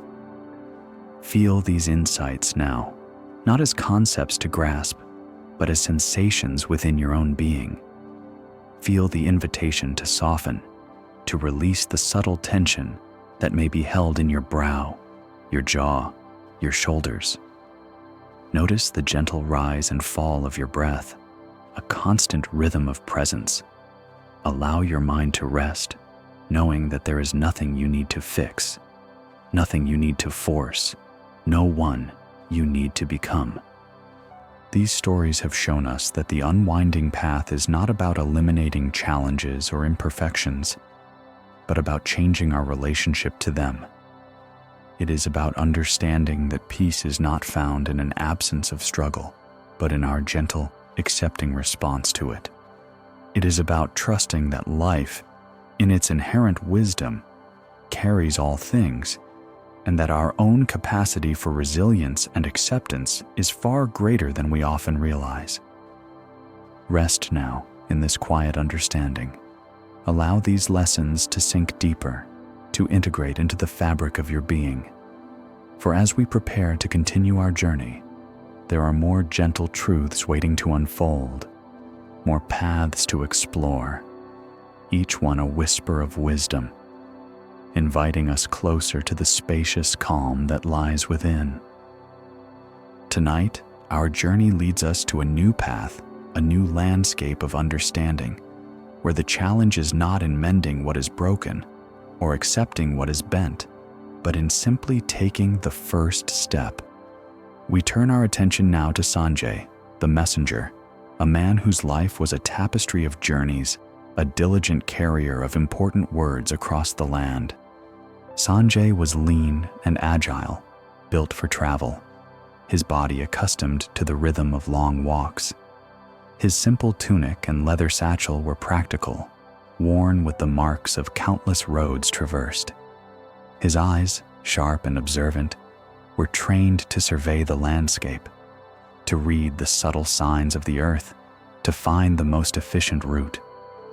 He prided himself on his precision, his dedication to finding the clearest, swiftest path to deliver his urgent messages. For Sanjay, a message was not just words, it was a trust, a sacred duty. One late afternoon, as the sun began its slow descent, painting the sky in hues of deep orange and purple, Sanjay found himself at a crossroads. Not a simple fork in the road, but a complex web where 5 distinct paths fanned out before him, each disappearing into the deepening shadows of the surrounding forest. His satchel held a message of great importance, a parchment sealed with the emperor's mark, destined for a distant village before nightfall. He stood there, at the very heart of the crossroads, his lean frame rigid with an increasing tension. His sharp eyes darted from one path to another, then back to the first, then to the third. Each route seemed to whisper possibilities, but also dangers. One path looked well worn, suggesting frequent use, but perhaps it was longer. Another seemed less traveled, possibly a shortcut, but it might hide unseen obstacles or even lead astray. A third snaked through a dense thicket, promising a direct line but hinting at difficult terrain. His mind, usually so clear and decisive, now spun like a top, each option presenting a new labyrinth of what-ifs. "What if I choose the wrong path?" he muttered to himself, his voice a low, agitated hum. "What if this one is blocked? What if that one leads to a dead end? What if the message is delayed and the consequences are dire?" The questions swirled in his head, a relentless torrent that drowned out the quiet logic he usually relied upon. The weight of the parchment in his satchel felt heavier with each passing moment of indecision. He pictured the emperor, waiting, the recipient expecting. He saw the path stretching out, then twisting, then vanishing, mocking his inability to foresee the future. His brow furrowed, a familiar tightness growing in his chest, mirroring the knots in Daigo's nets, the ropes binding Hana's tree, the fear that froze Tomas. the worry that stalled Yuki. Sanjay's anxiety was not about a tangible threat, but about the potential for a wrong choice, the illusion that there was only one perfect path and that he must find it before moving. The sun dipped lower, casting long, distorted shadows that seemed to mock his paralysis. He could feel the precious minutes slipping away, yet he remained rooted, unable to move, trapped by the need for perfect information, for absolute certainty. As the last sliver of the sun melted behind the distant hills, painting the horizon in a final fiery glow, Sanjay became aware of a presence. An old woman sat calmly by the roadside, her form almost imperceptible against the deepening twilight. She was dressed in simple, earth-toned robes, her silver hair pulled back in a neat bun, her face a map of gentle wisdom. She had been there, unmoving, for what must have been some time, observing his distress with eyes that held the quiet patience of ancient stones. "You seem troubled, young messenger," she said, her voice soft like the rustle of dry leaves, yet clear as a mountain spring. "The twilight deepens, and your message waits." Sanjay started, slightly embarrassed to be seen in such a state of agitation. He bowed respectfully. "Forgive my distraction, Elder. I am indeed troubled. I have an urgent message to deliver, and these paths, I cannot discern which is the correct one." He gestured helplessly at the 5 diverging routes. "I fear making a wrong choice. The Emperor's message must arrive without delay, without error." The old woman's gaze was steady, unwavering, yet filled with a deep compassion. "And what, young one, makes you so certain that one of these paths is inherently correct when you have walked none of them?" she asked, her voice a gentle inquiry, not a judgment. Sanjay paused, trying to formulate an answer. "But there must be a best path, a most direct one. If I choose poorly, I will waste time, perhaps even fail in my duty." His voice was strained, the anxiety making his words rush. "I need to know. I need to be sure." The old woman smiled faintly, a serene expression that seemed to absorb the last vestiges of the day's light. "You speak of knowing and being sure before you have even begun to walk. Is certainty truly found in standing still, trapped by the specter of a future that has not yet unfolded?" She picked up a small, smooth stone from the dust and turned it in her gnarled fingers. "Your suffering, young messenger, comes not from a wrong choice, but from the inability to choose at all. You are trapped by the illusion of needing perfect information, of needing to control an outcome that can only be revealed through the act of living." Sanjay looked at her, then back at the paths, a flicker of confusion in his eyes, much like Hana when confronted with the bent tree's beauty. "But what if I choose the wrong one?" he asked again, the fear still clinging to his words. "And what if there is no wrong one?" the old woman countered gently. "What if the wrong choice is the one you are making now, standing here, paralyzed by the fear of what might be? Every path, when walked with intention, with presence, teaches you something. Every step reveals new information.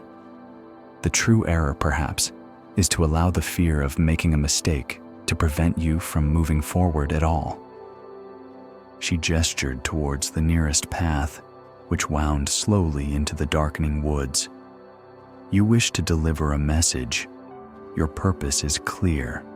Does this path not, at least for a while, lead in the general direction you need to go? Will not the act of walking itself reveal further signs, further choices, further clarity?" Sanjay stood still, the old woman's words settling like dew on a quiet morning, piercing through the swirling storm of his mind. He had been so consumed by the idea of finding the perfect route, by the mental rehearsal of all possible failures, that he had forgotten the simple truth. A messenger's duty is to move. His suffering had been entirely self-created, born from the demand for certainty in an inherently uncertain world. The anxiety had created a cage of indecision, preventing the very action he was meant to perform.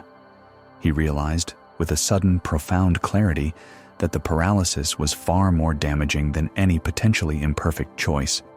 He took a deep, steadying breath, feeling the air fill his lungs, grounding him in the present moment. He looked at the old woman, a quiet gratitude in his sharp eyes. "Thank you, Elder," he said, his voice now clearer, less hurried. He turned to the path closest to him, the one that seemed neither too well-worn nor too wild, simply a path. He did not know if it was the best path, or the quickest path, or even the easiest path. But he knew it was a path, and that to walk, it was to begin. He took one step, then another, then another. His steps were not hesitant, but deliberate, infused with a new sense of purpose. He began to walk, not with the frantic energy born of fear, but with the quiet, mindful intention of a man finally released from the burden of needing to know. As he walked, the path indeed began to reveal itself. He noticed the soft earth under his feet, the rustle of leaves in the gentle evening breeze, the distant call of a night bird. He found himself more observant, more present, less consumed by the mental gymnastics of prediction. When the path curved, he followed it. When it narrowed, he adjusted his stride. He met a lone traveler coming from the opposite direction, who, with a simple nod, confirmed that this path would indeed lead him towards the river crossing, the next stage of his journey. Sanjay continued to walk, feeling the freedom that came not from having chosen the perfect path, but from the simple act of choosing and moving forward. He understood now that life, like a journey, is an unfolding, a continuous series of choices made in the present moment, not a fixed map to be perfectly divined before the first step. He learned that most roads, when walked with intention, with presence, with a willingness to adapt, will eventually lead where they need to go, or at least to the next necessary turning. The suffering had been in the paralysis, not in the journey itself. And so, as the last light faded and the stars began to emerge in the vast, silent sky, Sanjay walked on, his urgent message still held safely in his satchel, his steps now light, his mind clear, no longer burdened by the elusive demand for absolute certainty. He was simply walking, present in the journey, trusting in the unfolding. Tonight, Sanjay's story reminds us of the profound paralysis that can arise from the illusion of needing perfect information, of needing to control every outcome before we even begin. How often do we stand at our own crossroads, agonizing over choices, large and small, until the very act of not choosing becomes our greatest source of anxiety? We endlessly weigh options, predict futures, and fear mistakes, forgetting that the act of living, of moving, of simply taking a step, is itself the path to clarity and peace. His journey gently invites us to consider the freedom that comes from releasing the burden of absolute certainty. It suggests that often our deepest anxieties are not about making the wrong choice, but about the suffering we inflict upon ourselves by not choosing at all. It encourages us to trust in the inherent wisdom of action, to understand that presence and intention in each step can illuminate the way, even when the path ahead seems veiled in uncertainty. Feel this invitation now to release the subtle grip of indecision, to soften the demand for perfect knowledge.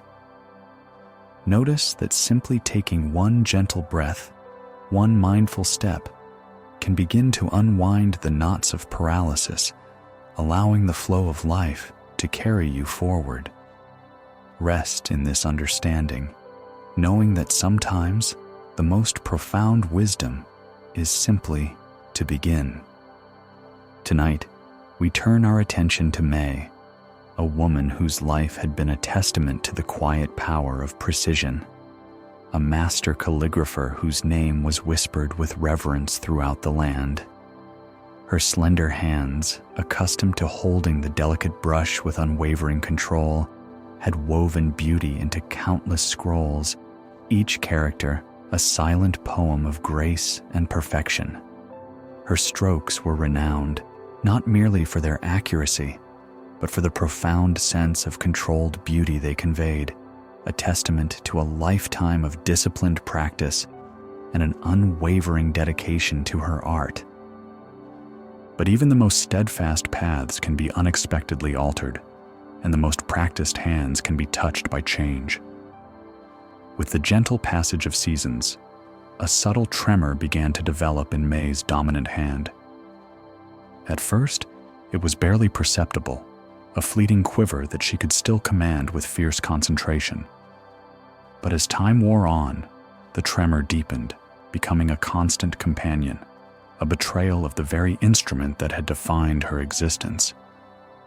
The perfect, controlled brushstrokes that were the hallmark of her art became impossible. Her characters, once flowing with elegant precision, now faltered, the ink bleeding in unintended ways, the lines wavering where they should have been steadfast.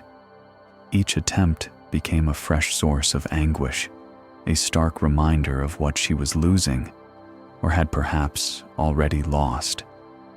The fine silks she wore, once a quiet reflection of her artistry, now felt like a heavy shroud, concealing a growing despair that threatened to consume her entirely. Her studio, once a sanctuary of focused creation, became a place of quiet torment, filled with discarded scrolls, each bearing the marks of her perceived failure. She would sit for hours, the brush poised above the paper, her breath held, her concentration a physical weight. But the tremor would come, an insistent vibration, a subtle but relentless force that defied her will, making her hand shake, her carefully planned strokes dissolve into an unintended chaos. She saw her identity, her life's purpose, her very essence, slipping away like grains of sand through her fingers. The sorrow tinged her voice, usually so measured and calm, a soft lament for a skill that had once been so completely hers. She felt as though her inner world, once as ordered and beautiful as her calligraphy, was now fracturing, its lines breaking, its forms becoming indistinct. One quiet afternoon, as May sat lost in her despair, gazing at a scroll she could no longer complete, a young student, earnest and observant, entered her studio. This student had watched May's struggle with a respectful sadness, understanding the depth of her master's pain. The young one approached May with a suggestion, offered not as a solution, but as a gentle invitation. "Master May," the student began, their voice soft, almost hesitant, "I have observed your tireless efforts, your unwavering spirit. But perhaps there is another way to seek the path of expression, even when the familiar road seems closed." May looked up, her eyes, usually so sharp, now clouded with weariness. "What other way can there be, child? My hand, my instrument, is no longer my own. The ink no longer obeys my will." The student knelt beside her, their gaze fixed not on May's trembling hand, but on the untouched paper before them. "Master, your art is not merely in the precision of the stroke, is it? Is it not also in the heart that guides the hand, in the spirit that seeks to express truth? If one hand finds difficulty, might not another offer a different voice?" May looked at her student, a flicker of confusion in her eyes. much like Hana when confronted with the bent tree's beauty, or Jin when his master filled a crack with gold. "My other hand?" she asked, a faint tremor in her voice. "My left hand? It has never held a brush with purpose. It is clumsy, unpracticed. It knows nothing of the characters, nothing of the flow. And yet," the student replied, "it knows nothing of the tremor either. Perhaps, in its unknowing, it might reveal a different kind of knowing. Perhaps, in its clumsiness, it might find a different kind of grace." May considered this, the words settling like dew on a quiet morning. The idea was radical, almost absurd. To abandon the hand that had defined her for decades, to embrace a hand that was a stranger to the brush, it felt like giving up, like admitting defeat, like accepting a lesser version of her art. Yet, the despair she felt in trying to force her dominant hand to obey was far more crushing. What more could she lose? With a sigh that held both resignation and a faint spark of curiosity, May picked up a brush, her left hand feeling alien and awkward as it grasped the familiar tool. She dipped it in ink, the dark liquid feeling heavier, more resistant in these unaccustomed fingers. She looked at the blank paper, then at her non-dominant hand, which felt clumsy and uncertain, entirely devoid of the muscle memory that had once guided her. She began to paint, not with the fluid grace of her dominant hand, but with tentative, hesitant movements. The first stroke was wobbly, the ink uneven, a blotch forming where a clean line should have been. Her heart sank, confirming her initial fears.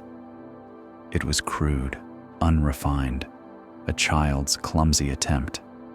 She tried another stroke, then another. The lines were unpredictable, the characters misshapen, their forms distorted from the perfection she had always striven for. Her left hand moved with an unfamiliar effort, each stroke a conscious struggle, devoid of the effortless flow she once commanded. Yet, as she continued, something unexpected began to emerge on the paper. In the clumsy, uncertain strokes, in the lines that wavered and curved in unanticipated ways, there was a raw, undeniable honesty.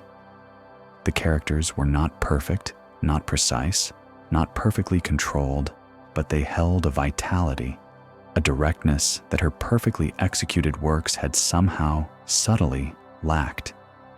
The imperfections themselves seemed to lend a new depth, a new character. It was as if, stripped of the demand for absolute control, her true spirit was finding a new, uninhibited voice. She looked at the scroll, a strange mix of emotions swirling within her. This new calligraphy was not what she had known, not what she had pursued for a lifetime, but it was undeniably hers, a direct expression of her present reality, her struggle, her resilience. There was a vulnerability in these strokes, an authenticity that spoke volumes, a quality her previous controlled perfection had never quite captured. Her anxiety about losing skill had made her forget the true essence of her art. Not perfection, but expression. She had been so consumed by the form of her art that she had lost touch with its soul. May realized, with a profound and quiet understanding, that true expression can emerge from the most unexpected limitations. The tremor, which she had seen as a destroyer of her art, had in fact become a catalyst, cracking open her perceived competence to reveal a deeper, more honest truth. Her hands, one trembling, the other clumsy, were both now instruments of a new kind of beauty, a beauty born not from the absence of imperfection, but from its brave and honest embrace. She understood that sometimes letting go of the demand for perfection, letting go of the way things should be, opens the door to a deeper, more profound truth, to a different kind of completeness. And so, May continued to practice, not abandoning her dominant hand, but embracing the new voice of her non-dominant one. Her studio became a place of renewed discovery, where lines might waver and forms might shift, but where the heart of the artist, raw and true, found its unhindered expression. She learned that the path to peace was not in clinging to what was or what she thought should be, but in adapting, in finding new ways to create and to be, even when faced with profound change.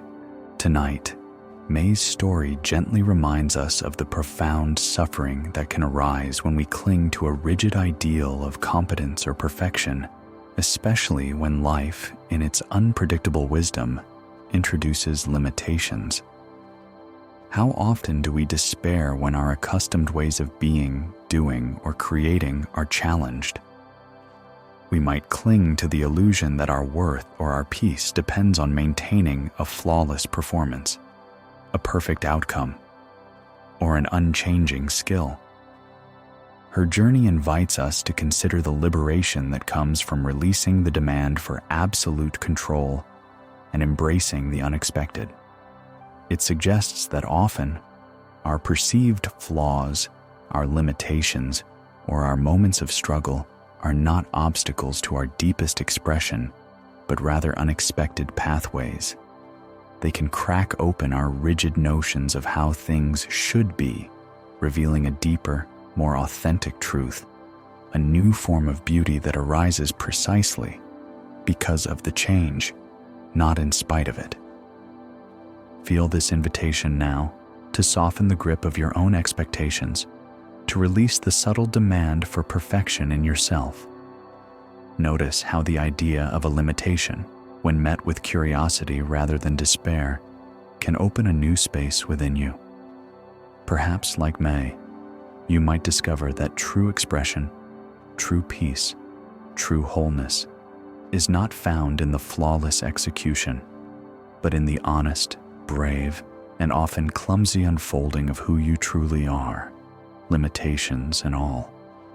Rest in this understanding, knowing that sometimes the most profound wisdom is found not in overcoming a perceived flaw, but in allowing it to guide you to a richer, more authentic way of being. Tonight, we turn our gaze toward the resonant world of sound, to Kenji, the biwa player, whose life revolved around the deep, melancholic harmonies of his cherished instrument. Kenji was a man of sensitive temperament, his dark, thoughtful eyes often seeming to listen to an inner music, a symphony of the soul. His posture was always elegant when holding his biwa, a natural extension of his being, as if the wood and strings were woven into his very spirit. He had dedicated his life to the pursuit of perfect sound, to the precise plucking and bending that brought forth the profound beauty of traditional melodies. Each note, each silence, each pause was meticulously crafted, every composition a testament to his unwavering dedication. The evening of a major performance had arrived. The air in the quiet hall was thick with anticipation, the soft glow of lanterns illuminating the faces of the audience, all gathered to hear Kenji's renowned artistry. He stood backstage, his biwa cradled in his arms, his fingers tracing the smooth, polished wood, his mind already immersed in the intricate dance of the upcoming piece. He checked each string, the tension, the tuning, a ritual he had performed countless times, a dance of preparation that settled his nerves and focused his spirit. The most important string, the one that carried the deepest, most foundational notes, felt firm and true. He took a deep breath, a quiet moment of centeredness before stepping into the light. But then, just as he was about to make his entrance, a sudden, sharp snap pierced the quiet. It was an unmistakable sound, a sound that brought a chilling stillness to the air around him, a sound that resonated with the force of a thunderclap within Kenji's heart. His most important string, the one that anchored the entire melody, had broken. It hung limply from its peg, a cruel, mocking testament to unforeseen fragility. His fingers, usually so nimble and sure, trembled as he stared at the ruined string. He searched frantically, desperately for a replacement, but there was none. Not here, not now, not in these precious, fleeting moments before the performance. A profound despair washed over Kenji, cold and immediate. The concert, he was convinced, was utterly ruined. How could he play? How could he possibly perform without the very heart of his instrument, his identity as a musician? His lifetime of striving for completeness and perfection seemed to crumble around him. His breath quickened, a familiar tightness seizing his chest, much like Daigo when his nets tangled, or Mei when her hand trembled. He felt a deep sense of failure, an overwhelming certainty that all was lost. He imagined the disappointed faces of the audience, the hollow sound of an incomplete melody, the shame of his inability to deliver what was expected. He could not, would not, go out there. It was impossible. His wise teacher, an old man with eyes that held the quiet depth of mountain pools, had been observing him from a corner of the backstage area. He approached Kenji slowly, his steps soft, his presence a calming anchor in the storm of Kenji's distress. "What troubles you, Kenji?"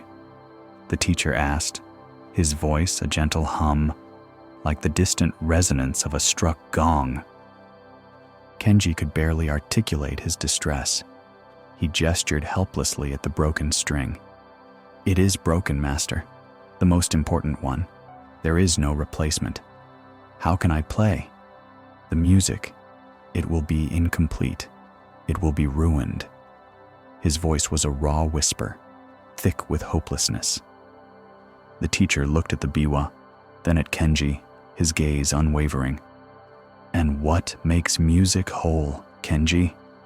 Is it only in the presence of every note, every string, every expected sound?" Kenji looked up, a flicker of confusion in his eyes, much like Hana when confronted with the bent tree's beauty, or Jin when his master filled a crack with gold. "Yes, master," he replied, his voice still trembling. "It is in the harmony, the completeness, a missing string. It is an absence, a flaw." The old man gently touched the biwa, his finger brushing the broken string, then the empty space where it once connected.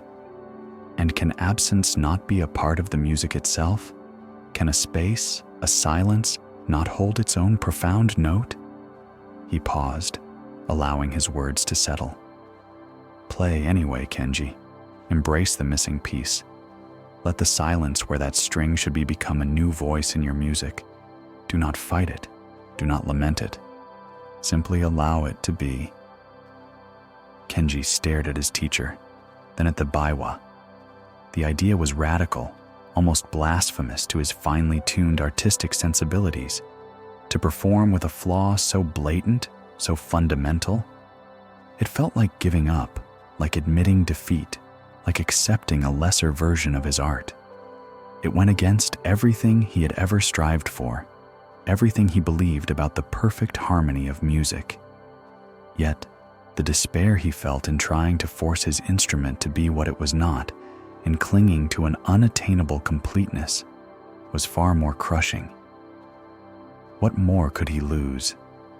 The concert was already ruined in his mind. Perhaps there was a different path, a faint spark of curiosity, a desperate willingness to try anything began to stir within him. With trepidation, a deep tremor of fear still coursing through him, Kenji stepped onto the stage. The audience hushed, their eyes fixed on him, expecting the familiar, flawless performance. He took his seat, the biwa resting across his lap, the glaring absence of the broken string, a gaping wound in its perfection. He closed his eyes for a moment, remembering his teacher's words. Embrace the missing piece. Let the silence become a new voice.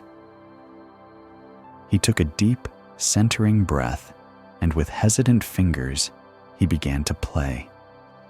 The first notes were tentative, fragile, ringing with an unusual vulnerability. He had to adjust, to reimagine the melody, to navigate the familiar composition around the vast, silent chasm where the deepest notes should have been.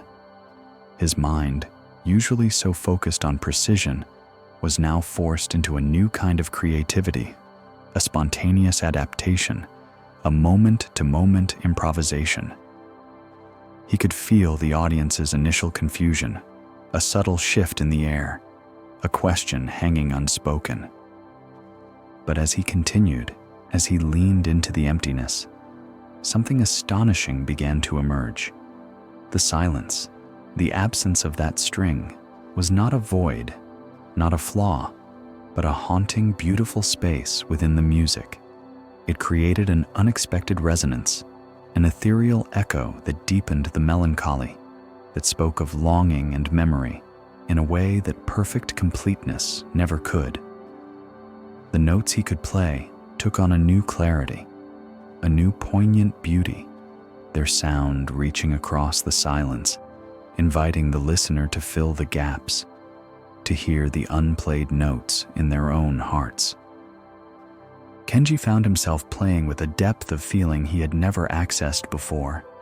He was not just performing a piece, he was having a conversation with absence, allowing it to shape and define the notes that remained. The music became raw, honest, deeply expressive, imbued with a vulnerability and a profound truth that transcended mere technical perfection. The silence itself became a powerful, intentional part of the music, a breath between phrases, a spaciousness that invited introspection, a poignant reminder of what was and what could still be. A profound realization dawned on Kenji as he played, his eyes now closed, lost in the unfolding beauty. He had spent his entire life striving for complete perfection, for an unbroken, flawless sound, never knowing that absence and limitation could be integral to the art itself. He had sought to eliminate every perceived flaw, to control every aspect, only to discover that true wholeness did not require completeness. It was in the acceptance of what was, in the brave embrace of the missing piece, that a deeper, more profound beauty could arise. The broken string, which he had seen as the ruin of his art, had become the very catalyst for its most exquisite expression. The audience, at first surprised, was now utterly captivated. A quiet reverence filled the hall. Tears streamed down faces, not tears of sorrow for the broken string, but tears of deep, resonant emotion, stirred by the unexpected beauty, the raw honesty, the profound truth that emanated from Kenji's biwa. They heard not a flawed performance, but a masterpiece woven from presence and absence, from sound and silence, a tapestry of music made richer by its mended story, much like Yuki's tapestries or Jin's kintsugi bowl. Tonight, Kenji's journey offers us a profound teaching, that not everything needs to be complete to be whole. How often do we, in our own lives, fixate on what is missing, on what is broken, on the perceived flaws that seem to ruin our ability to experience peace or joy? We cling to an ideal of completeness, of a life without absence, without limitation, believing that only then can we truly be whole, truly be happy. This relentless striving for an imagined perfection, for a life free of any broken strings, often prevents us from seeing the profound beauty that lies in what is, even in its perceived incompleteness. His story invites us to consider the spaces in our lives, the silences, the moments of lack or limitation, not as obstacles to be overcome, but as integral parts of our unique melody. What if the perceived flaws, the broken places, the things we believe are missing, are in fact opportunities for a deeper resonance, a more authentic expression of who we are. What if, by embracing these absences, by playing around the silence, we could discover a new kind of beauty, a profound and haunting truth that perfect completeness could never quite capture? Feel this invitation now to soften your grip on the need for everything to be just so. Notice the spaces within you, the quiet moments, the things that may feel incomplete or imperfect. Can you allow them to simply be? Can you imagine these absences not as flaws, but as integral parts of your own unique composition, creating a spaciousness, a resonance, a profound beauty that only arises from their presence? Rest in this understanding, knowing that wholeness is not about being undamaged, but about being integrated, and that sometimes the most profound wisdom is found not in filling every void, but in allowing the silence to sing its own beautiful, unforgettable song. Tonight, we turn our attention to Rashid, a man whose mind was a fortress of precise thought, whose hands were accustomed to shaping not just clay or thread, but the very spaces in which lives unfolded. Rashid was an architect, brilliant and meticulous, his days filled with the careful dance of lines and angles, of weight and balance. He envisioned structures of enduring strength and breathtaking beauty, each one a testament to human ingenuity and the unwavering laws of physics. His fingers were often smudged with charcoal from endless sketches, his practical, well-made clothes reflecting the ordered world he sought to create.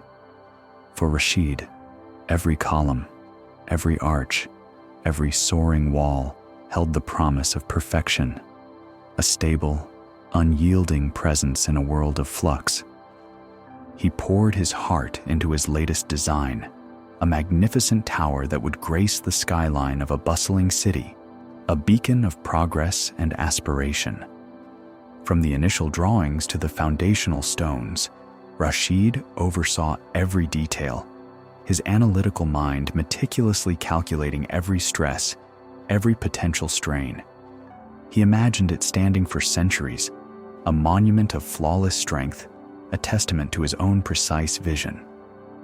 As the construction rose, stone by elegant stone, Rashid felt a deep, quiet pride, watching his careful plans manifest in the solid world. But then, the subtle shift began. It was barely perceptible at first. A whisper of deviation from the plumb line, a fraction of an inch that, to Rashid's keenly trained eye, spoke volumes. The tower, his magnificent, perfectly planned tower, began to lean. Not dramatically, not dangerously, but enough.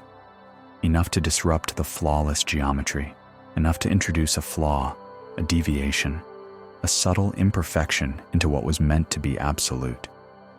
This subtle lean, this whisper of imperfection, began to consume him.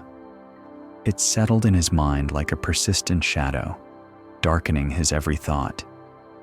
He could no longer see the towering beauty, the soaring aspiration. He saw only the lean. He saw only the potential for failure, the harbinger of collapse. His precise mind, once a source of strength, now became a tormentor, ceaselessly calculating stresses, imagining futures that had not yet come to pass.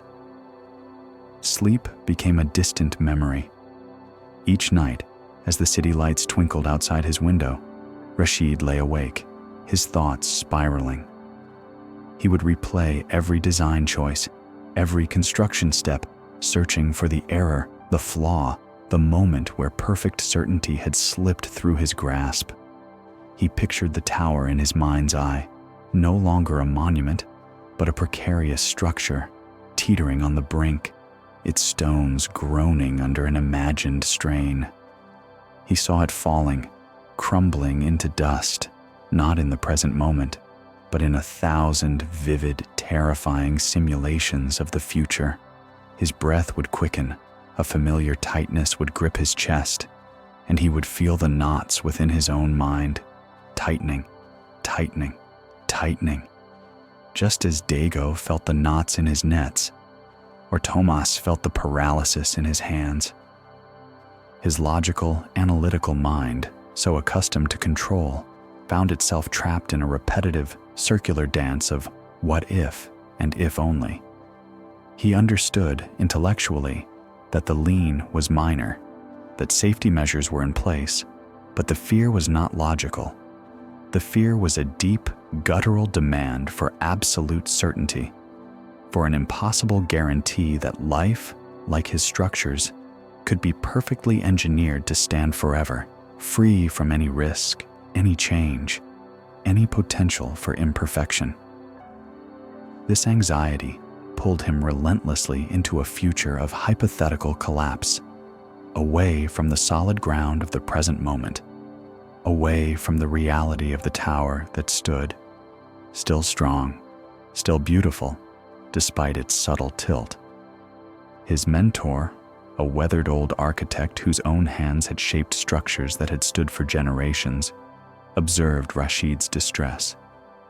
He watched the dark circles beneath Rashid's eyes, the slight tremor in his hands, the way his gaze always seemed fixed on some distant, unseen disaster.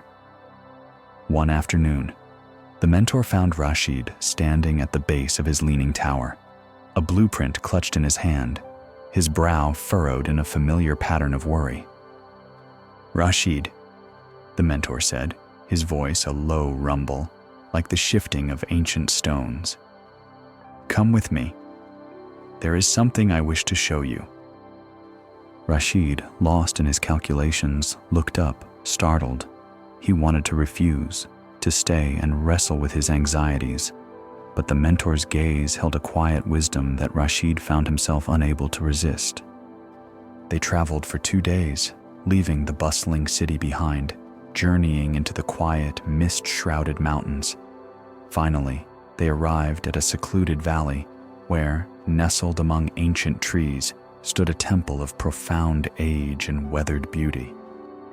It was a place of deep peace, its stones softened by centuries of rain and sun, its air filled with the scent of damp earth and quiet reverence.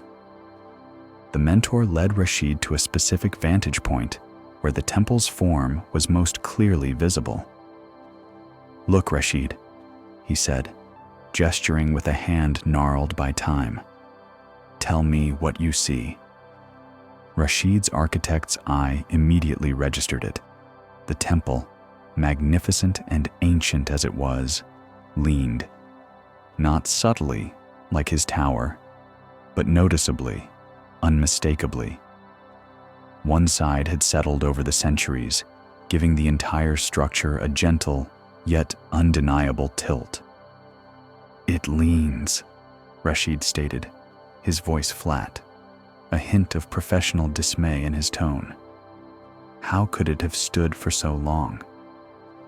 The mentor smiled, a soft, knowing smile that crinkled the corners of his eyes. "This temple, my young friend, has stood for over 800 years. It has weathered countless storms, seen empires rise and fall, felt the earth tremble many times. And yes, it leans. Its lean is not a flaw. It is a story. It is a testament to its resilience, to its enduring nature, not in spite of its imperfection, but because of how it has integrated it into its very being." He continued, his voice gentle, like the rustle of leaves in a quiet breeze. "Pilgrims travel from distant lands not to see a perfectly straight temple, but to see this temple. They are drawn to its unique character, its steadfastness, its quiet defiance of absolute perfection. Its lean has become a beloved part of its identity, a symbol of strength found not in rigid adherence to an ideal, but in the acceptance of life's natural shifts and settlements."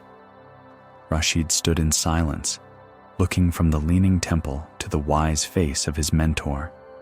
He felt the vastness of time around him, the quiet presence of a structure that had simply been for centuries, its story written in its very form.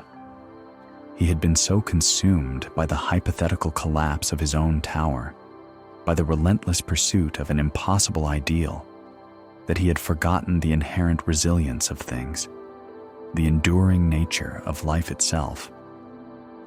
A profound understanding began to dawn within him, like the soft light of dawn breaking over the misty mountains. His anxiety, he realized, was not about the tower's actual stability, but about his own desperate chase after absolute certainty. He longed for a world where every variable could be controlled, every outcome guaranteed, every future flawlessly predictable. But the temple, with its 800 years of leaning grace, whispered a different truth. No structure, no life is without risk, without change, without a subtle tilt here or there. No future is fully controllable through worry.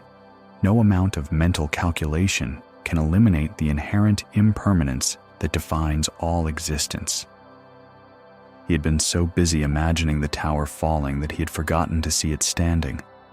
He had been so consumed by the what if that he had lost sight of the what is. The suffering came not from the lean itself, but from his rigid insistence that it should not lean, from his resistance to the natural, unfolding reality of its construction. As they walked back through the quiet valley, Rashid felt a softening in his mind, a release of the relentless grip of certainty. He understood that his task was not to eliminate all risk or imperfection, but to design with wisdom, to build with care, and then to trust in the inherent resilience of his creation, to trust in the flow of life, and to accept the impermanence that gently touches all things. His tower, like the ancient temple, would find its own story, its own way of standing, its own unique beauty, even with its subtle lean. When Rashid returned to the city, he looked at his tower with new eyes. He still saw the lean, but now he saw it not as a flaw, but as a characteristic, a part of its unfolding story. He released the demand for guarantees, released the frantic calculations of a future that had not yet arrived.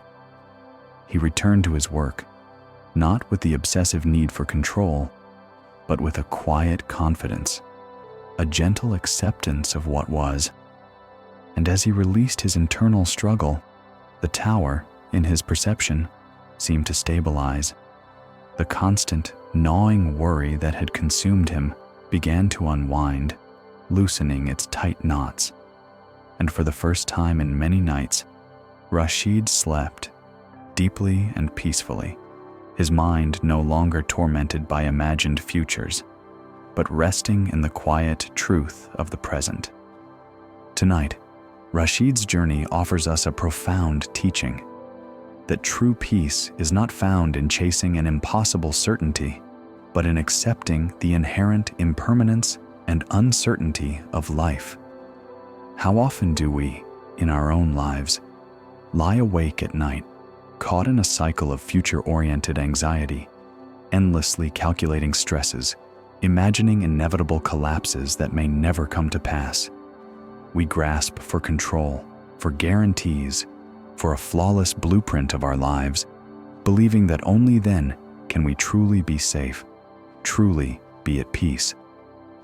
But this relentless striving for absolute certainty, for a life free of any lean, often blinds us to the present strength, the quiet resilience, the unfolding beauty that lies in what is, even in its perceived imperfections. His story invites us to consider the structures of our own lives, the plans we make, the futures we envision. What if the subtle imperfections, the unexpected shifts, the moments of uncertainty are not flaws to be eliminated, but integral parts of our unique journey? What if, by releasing the demand for absolute guarantees, by accepting the natural flow of impermanence, we could discover a deeper trust in the inherent resilience of things? and in our own capacity to stand, strong and beautiful, even with a gentle tilt. Feel this invitation now to soften your grip on the need to control every outcome, to predict every future. Notice the places in your mind where you endlessly calculate, where you imagine worst-case scenarios. Can you allow these thoughts to simply be, without entanglement? Can you imagine these uncertainties not as threats, but as aspects of the living, breathing, ever-changing landscape of your life? Rest in this understanding, knowing that wholeness is not about being undamaged, but about being integrated, and that sometimes the most profound peace is found not in eliminating all risk, but in embracing the beautiful, unpredictable lean of life itself. We have learned that true peace is not found in chasing an impossible certainty, but in accepting the inherent impermanence and uncertainty of life itself. We grasp for control, for guarantees, for a flawless blueprint of our lives, believing that only then can we truly be safe, truly be at peace. But this relentless striving for absolute certainty often blinds us to the present strength, the quiet resilience, the unfolding beauty that lies in what is, even in its perceived imperfections. Tonight, we turn our attention to Lynn, a compassionate herbalist whose hands are gentle as she tends her plants. Her simple, earth-toned clothes blend with her garden, and her soft brown hair is often tied back with a vine or leaf. Lynn possessed a deep knowledge of healing herbs, understanding their subtle properties, their quiet power to soothe and restore. She saw each plant not just as a tool for healing, but as a living, breathing entity, deserving of careful attention and love. Her garden was her sanctuary, a place of vibrant life and quiet purpose. But even in this serene space, a subtle anxiety began to take root within Lynn's heart. She noticed some of her precious medicinal plants, those she cherished most for their delicate nature and potent healing properties, beginning to wilt. Their leaves drooped, their vibrant greens dulled, a quiet despair threatening their very life. Lynn's love for these plants was immense, and her immediate response was born of this deep care, a fierce desire to protect and revive them. Her anxiety, however, manifested not as neglect, but as a smothering, over-attentive concern. She believed that if she just tried harder, if she just paid more attention, if she just did more, she could reverse their decline. And so, her gentle hands, usually so intuitive, began to move with a restless urgency. She watered them more frequently, convinced they must be thirsty, even when the soil was still damp. She checked them constantly, every hour, sometimes every half hour, bending close, peering at their leaves, searching for any sign of improvement or further decline. She adjusted their position again and again, moving them from sun to shade, from one pot to another, believing each shift would be the one that finally brought them back to life. Her mind buzzed with what-ifs and if-onlys. What if I hadn't moved them there? If only I had noticed this sooner? What if they don't recover? Each anxious thought spurred another anxious action, creating a cycle of desperate intervention. The more she fussed, the more she watered, the more she adjusted, the worse the plants seemed to become. Their leaves yellowed further, their stems grew limp, their wilting accelerated. It was as if her intense gaze, her constant interference, was robbing them of their very will to live. What began as an act of love, of devoted care, had subtly transformed into an inadvertent act of harm. Her helping was, in fact, drowning them with her concern, suffocating them with her own unspoken fear. One afternoon, As Lynn knelt by a particularly fragile plant, her brow furrowed with worry, a visiting farmer approached her garden. He was an old man, his hands gnarled from years of tilling the earth, his eyes calm and observant, accustomed to the silent wisdom of the land. He watched Lynn for a long moment, his gaze gentle, his presence quiet. "Your plants are struggling, little herbalist," the farmer observed, his voice soft, like the murmur of the wind through tall grasses. He did not accuse, did not judge, merely stated what was.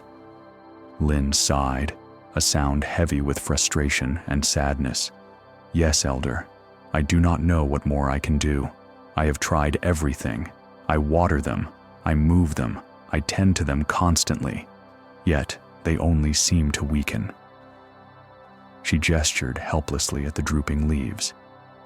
The farmer knelt beside her, his gaze falling not on the individual plants, but on the overall scene, on Lynn's anxious movements, on the dampness of the soil.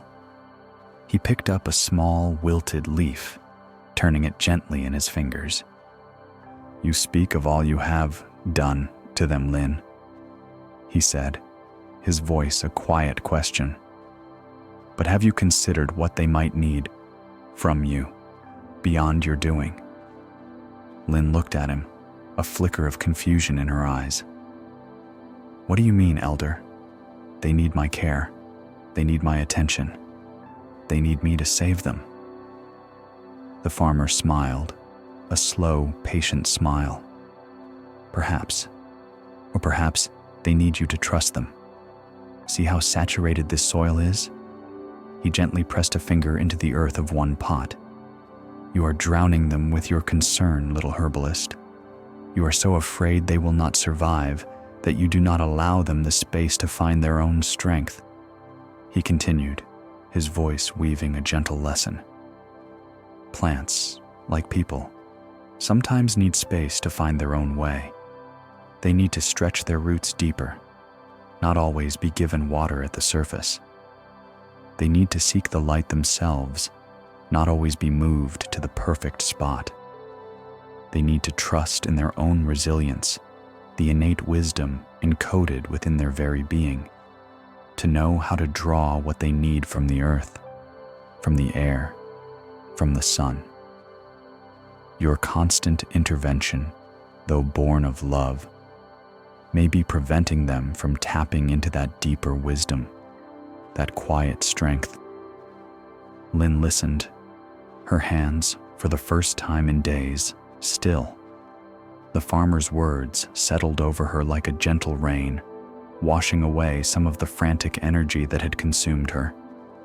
She looked at her wilting plants, then at her own hands, still slightly damp from overwatering. A profound recognition began to dawn within her. She saw how her anxiety, her desperate need to control the outcome, had mirrored the anxious thoughts she often carried about her own life, about the lives of those she loved. She understood how her helping was not truly helping, but smothering. She was treating her plants as she sometimes treated her own fears, trying to eliminate them with frantic effort, rather than allowing them the space to simply be, to find their own balance, their own resilience. Her love for the plants was pure, but her fear of their loss had twisted that love into a suffocating grip. She had forgotten that true care sometimes means stepping back, creating space, and trusting in the innate wisdom and resilience of nature itself. It was a realization that brought with it a quiet sorrow for the harm she had inadvertently caused, but also a spacious sense of release. From that day forward, Lynn's approach to her garden and to her own inner world began to shift. She still tended her plants with love, but now it was a different kind of love, a love imbued with trust and patience. She learned to observe more and to interfere less. She watered only when the soil was truly dry, allowing the plants to stretch their roots deeper in search of moisture. She let them remain in their chosen spots, trusting their inherent ability to find their own balance with the sun and shade. Slowly, almost imperceptibly at first, the plants began to respond. The leaves that had been yellowing regained their vibrant green. The drooping stems lifted, reaching towards the light with renewed vigor. The wilting eased, replaced by a quiet flourishing.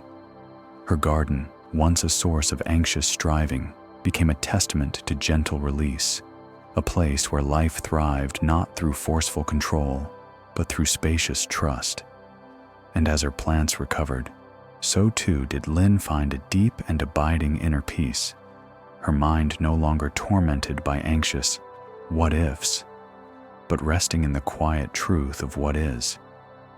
Tonight, Lynn's journey invites us to reflect on the subtle ways our own anxieties can sabotage our efforts, even when those efforts are born of love and good intention. How often do we, in our desire for things to be right, for those we care about to be safe, for our own lives to be perfect, find ourselves smothering the very things we cherish? We might overthink, overplan, overcontrol, or constantly intervene, believing that our intense attention is necessary, that our frantic doing is the only way to prevent disaster. But perhaps, like Lynn's plants, the things we love, our own inner growth, and even our anxieties themselves, sometimes need space. They need the freedom to find their own way, to stretch their roots deeper into the ground of their own being, to trust their own resilience. They need us to step back, to breathe, to allow, and to have faith in the inherent wisdom of life's natural flow. Consider the areas in your own life where your helping might actually be hindering, where your concern might be drowning, where your love is tinged with a suffocating need for control. Can you imagine releasing that tight grip? Can you create a spaciousness, both around the things you cherish and within your own mind?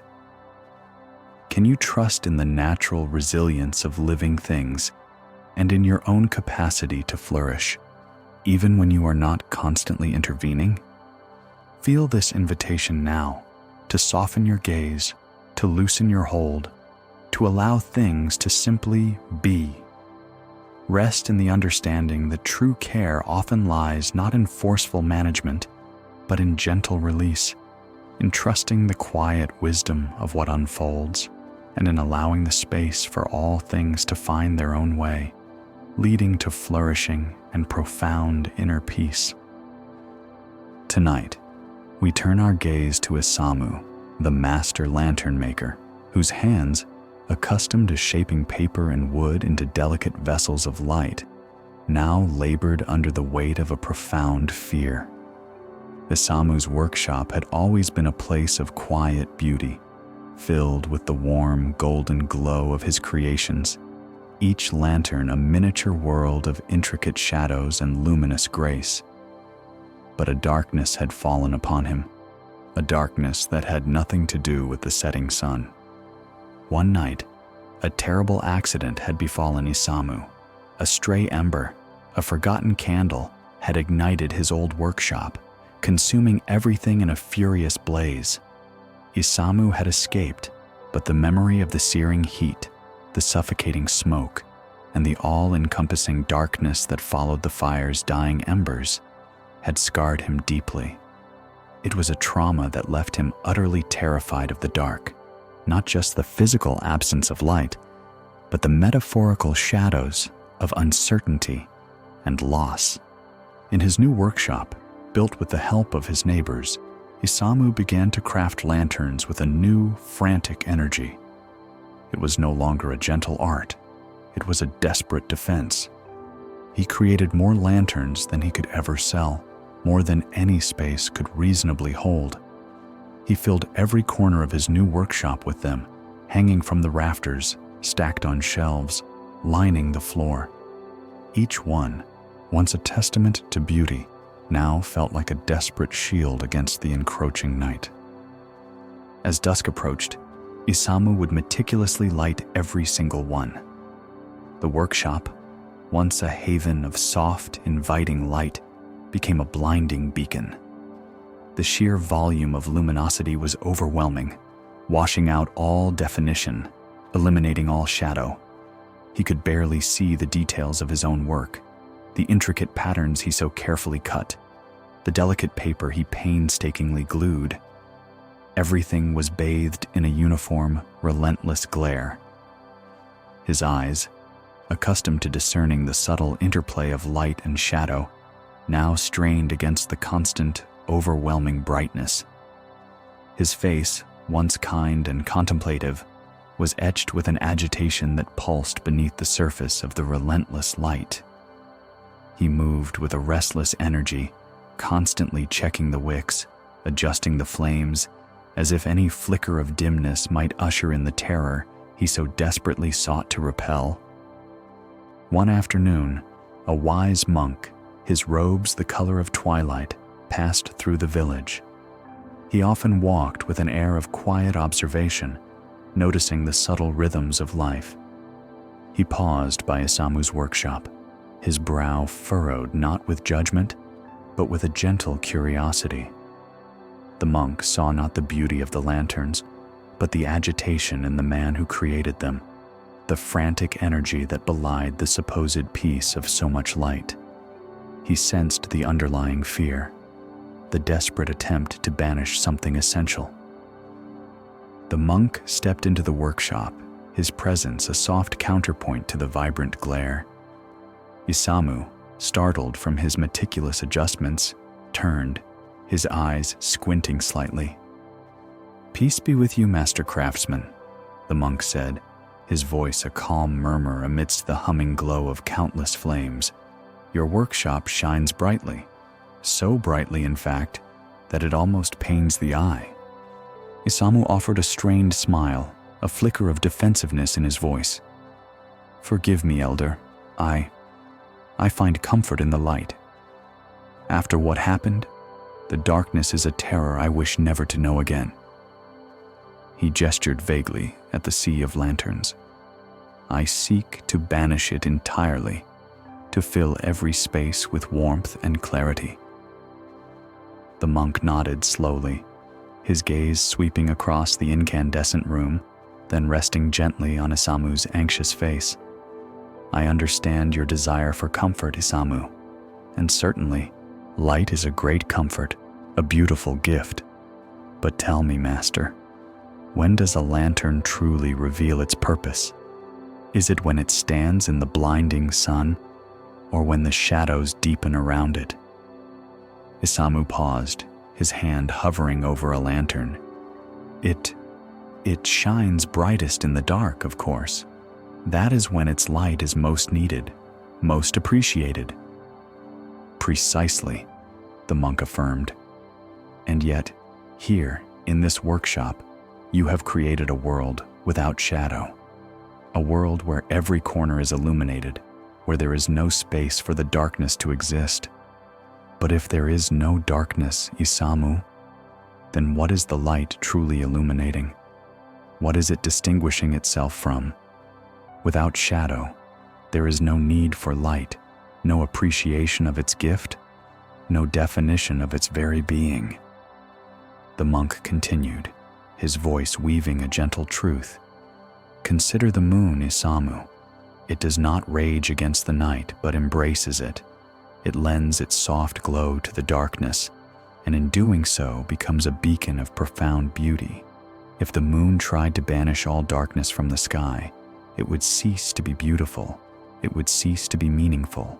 Its light is defined by the vast, quiet expanse of the night around it." Isamu listened, his restless movements slowly stilling. The monk's words, like a cool breeze, began to penetrate the oppressive heat of the room, cutting through the blinding glare. He looked at his lanterns, not as individual sources of comfort, but as a collective, overwhelming force. He saw how, in his desperate attempt to eliminate all discomfort and uncertainty, he had inadvertently eliminated the very contrast that made light meaningful. that made beauty possible. His anxiety, he realized, had been a desperate, futile attempt to control the uncontrollable, to banish the natural ebb and flow of existence.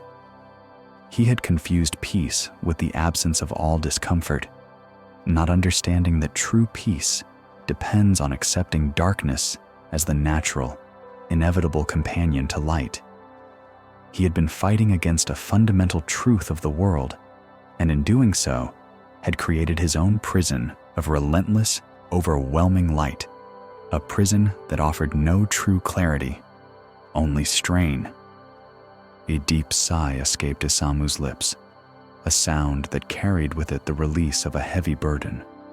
For the first time since the fire, he felt a spaciousness open within him, a sense of quiet understanding settling like the soft dust motes dancing in the brilliant air. He had been so consumed by the fear of what was lost, so desperate to prevent any future sorrow, that he had lost sight of the inherent balance of life.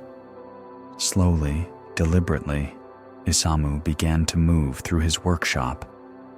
He did not extinguish all the lanterns, for light was still a comfort, a joy, but he began to turn down the wicks of some, to gently blow out others, creating pockets of deepening shadow. He moved slowly, his hands no longer frantic, but measured, thoughtful. As the harsh glare began to recede, the individual beauty of each lantern re-emerged. The soft, warm glows now cast intricate patterns on the walls, creating depth and definition where before there had been only a flat, blinding wash. The shadows, once his greatest fear, now became allies, enhancing the very light he cherished. He saw how a single lantern, placed within a space of gentle darkness, spoke more eloquently of hope and beauty than 100 blazing in a blinding void. He realized that the trauma of the fire, the darkness that had consumed his past, could not be erased, but it could be integrated. It was a part of his story, and like the shadows in his workshop, it now informed and deepened his appreciation for the light he chose to create.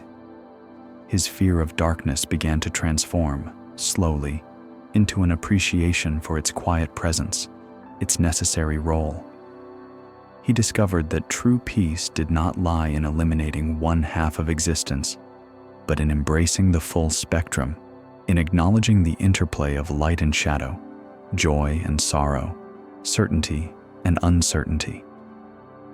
His workshop, once a monument to fear, became a sanctuary of balanced beauty, a place where light and shadow danced in harmony, each defining and enhancing the other.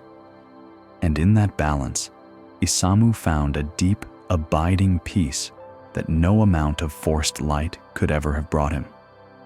Tonight, Isamu's journey invites us to reflect on our own relationship with the darkness, with the discomfort, with the uncertainties in our lives.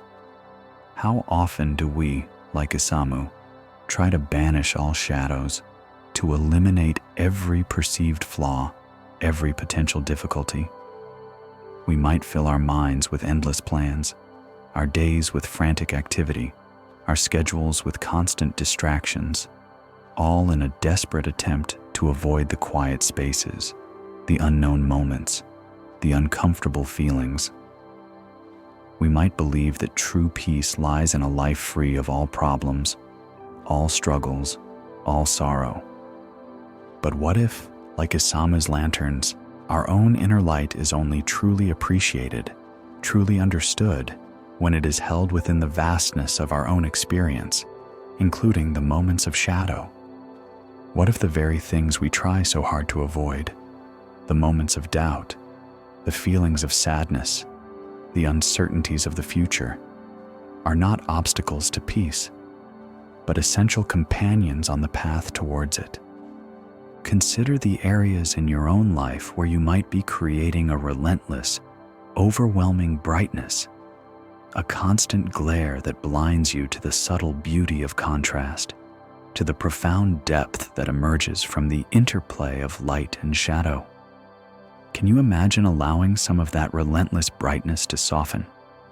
Can you allow for the natural presence of darkness, of discomfort, of not knowing? Feel this invitation now to embrace the full spectrum of your existence, to understand that true wholeness does not require the elimination of one part, but the integration of all. Allow yourself to acknowledge the shadows, to breathe into the discomfort, to trust that even in the quietest, darkest moments, there is a profound beauty to be found, a lesson to be learned, a deeper appreciation for the light that defines your path. Rest in this understanding, allowing the interplay of light and shadow within you to find its natural, harmonious balance. We have just rested in this understanding, allowing the interplay of light and shadow within us to find its natural, harmonious balance. Now, having journeyed through the experiences of Sanjay, May, Kenji, Rashid, Lin, and Isamu, we pause. We gather these threads of wisdom, not to tie them tightly, but to observe how they interweave, creating a richer, more expansive understanding of our own unfolding path. Remember Sanjay, the diligent messenger, paralyzed at the crossroads. His anxiety, a dense fog, had obscured the simple truth that any step, taken with intention, could lead him forward. He had suffered not from choosing the wrong path, but from the inability to choose at all, from a deep-seated fear of imperfection in his decision. It was the old woman by the roadside who, with quiet wisdom, unraveled this knot, reminding him that the suffering lay in the paralysis itself, not in the potential outcome of a chosen road. Sanjay learned that freedom often lies not in finding the single, perfect route, but in the courage to simply take a step, trusting that the path reveals itself in the walking, that action itself can unwind the tight grip of indecision. He discovered that the most direct route to peace was often found in the very act of moving forward, releasing the need for absolute certainty. Then we journeyed with May, the esteemed calligrapher, whose world crumbled when a tremor afflicted her dominant hand. Her perfect, controlled strokes, once the essence of her art, became impossible. Despair threatened to engulf her, for she believed her art, and with it, her identity, was irrevocably lost. Yet, in that very limitation, in the seemingly insurmountable obstacle, a new path emerged. When guided to paint with her non-dominant hand, something raw, honest, and profoundly expressive began to flow. Her new, uncertain strokes, though imperfect by her old standards, carried a truth, a vulnerability, a deeper resonance that her previous, controlled perfection had never quite captured. May learned that sometimes our limitations are not hindrances to be overcome, but unexpected doorways to new forms of expression, to a deeper, more authentic self. She found that letting go of the need for perfect control opened her to a richer, more honest connection with her art, revealing a beauty that embraced her unique, human experience. And we sat with Kenji, the renowned biwa player, moments before a performance, his heart sinking as his most important string snapped. The concert, he believed, was ruined. All was lost. But his wise teacher invited him to play, not despite the broken string, but to play with its absence, to embrace the silence it created. And in that brave act, Kenji discovered a haunting, resonant space in the music, a profound beauty he had never anticipated. The silence where the string should be became an integral part of the composition, a powerful, intentional element that moved his audience to tears. Kenji realized he had spent his life striving for complete perfection, for an unbroken completeness. never knowing that absence and limitation could be integral to the art itself, that true wholeness does not always require every piece to be present, but often finds its deepest resonance in the spaces between. Our path then led us to Rashid, the brilliant architect consumed by future-oriented anxiety over his subtly leaning tower. He imagined its inevitable collapse, losing sleep, caught in a cycle of endless calculation and hypothetical disaster. His mentor, with gentle wisdom, led him to an ancient temple, one that had stood for 8 centuries despite its own noticeable tilt, its lean now a beloved part of its character, drawing pilgrims from distant lands. Rashid came to understand that his anxiety was chasing an impossible certainty, a demand for guarantees that life simply does not offer. No structure, no life, is without inherent risk, without the gentle lean of impermanence.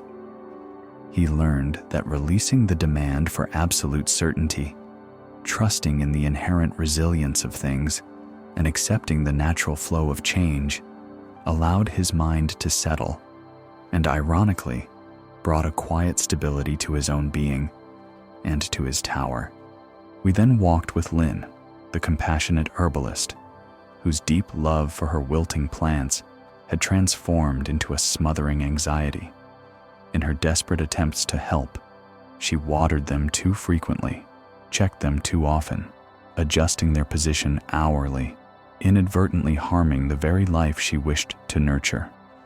A visiting farmer, observing her anxious ministrations, gently pointed out that she was drowning them with her concern that plants, like all living things, sometimes need space to find their own way, to stretch their roots deeper, to trust their own inherent resilience. Lynn recognized how her anxiety, even when born of love, could sabotage her efforts, creating a constriction rather than an opening. She learned the profound wisdom of stepping back, of trusting in the natural intelligence of life, understanding that true care often means allowing space for independent growth, releasing the need to control every outcome.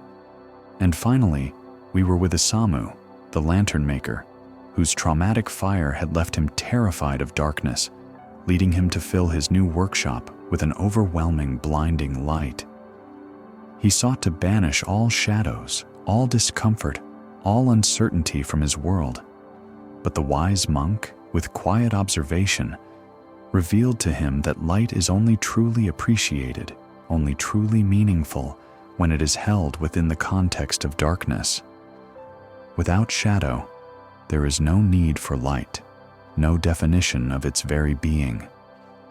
Isamu learned that true peace does not lie in eliminating one half of existence, but in embracing the full spectrum, in acknowledging the interplay of light and shadow, joy and sorrow, certainty and uncertainty. He found that by allowing the darkness, by creating pockets of shadow, the light he cherished shone more beautifully, more profoundly, bringing a deep, abiding peace that no amount of forced light could ever have brought him.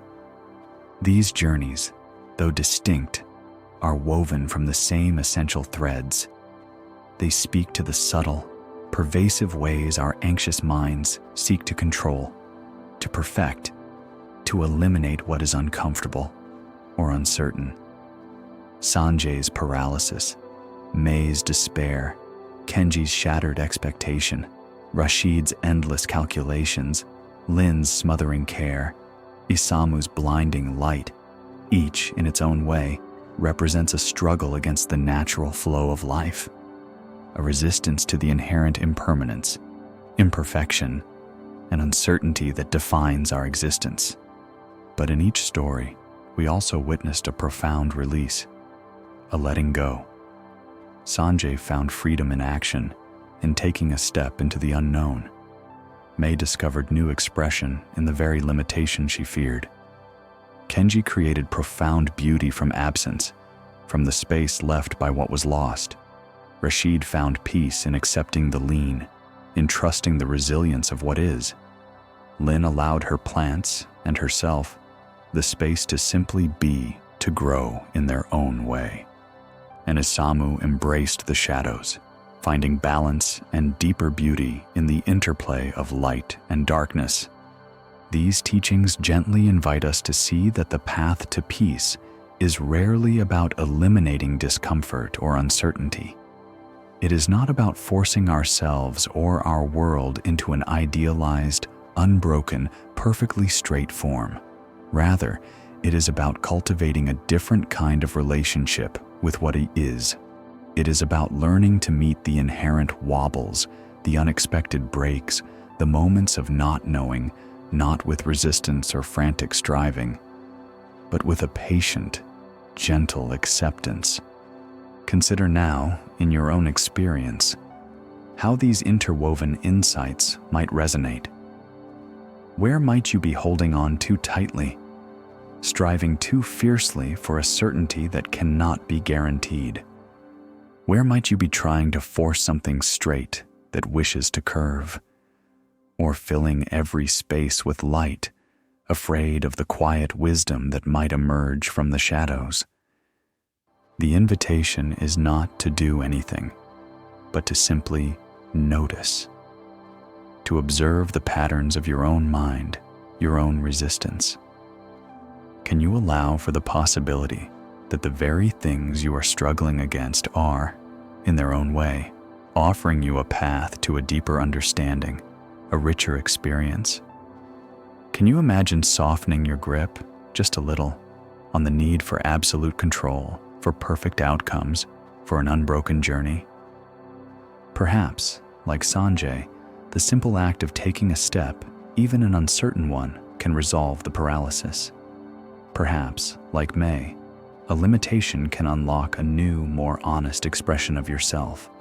Perhaps, like Kenji, the absence of something you cherish can create a profound, resonant beauty you never anticipated.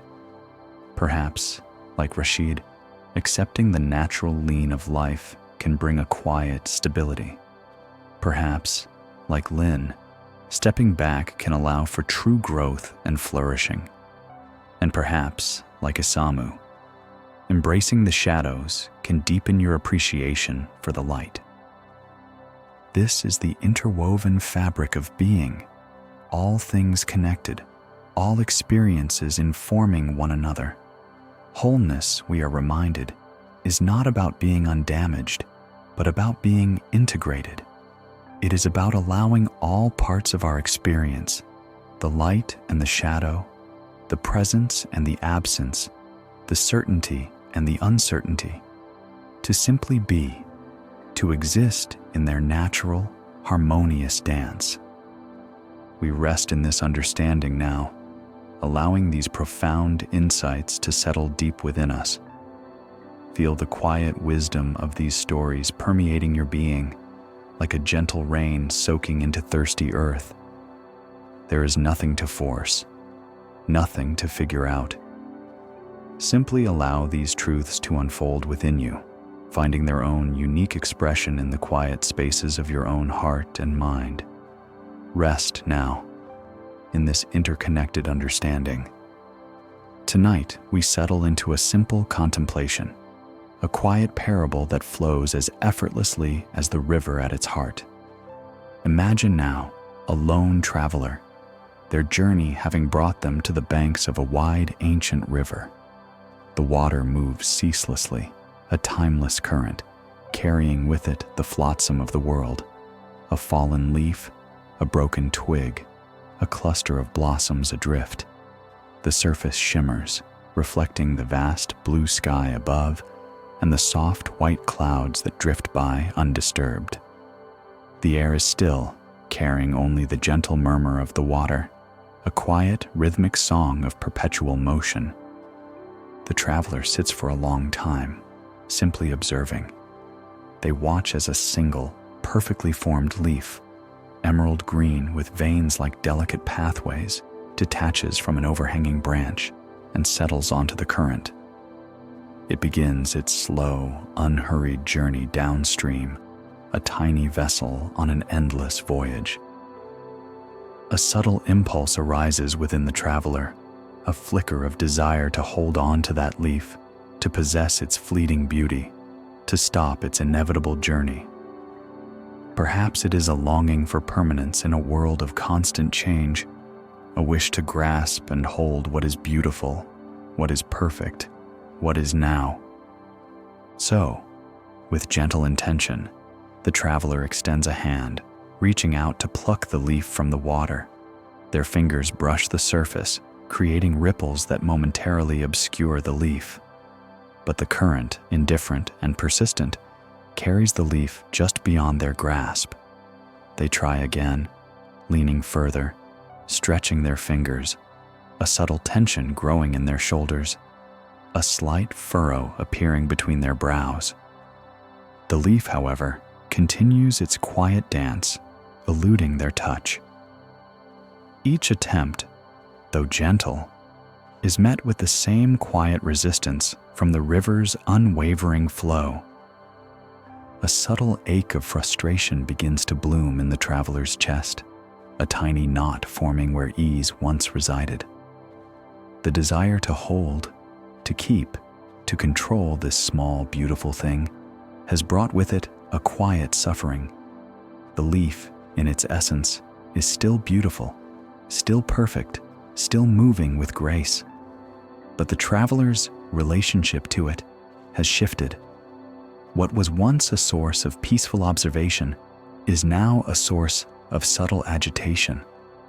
The traveler pauses, their hand still suspended over the water, then slowly withdraws it. They watch as the emerald leaf continues on its way, shrinking into the distance, eventually disappearing around a gentle bend in the river.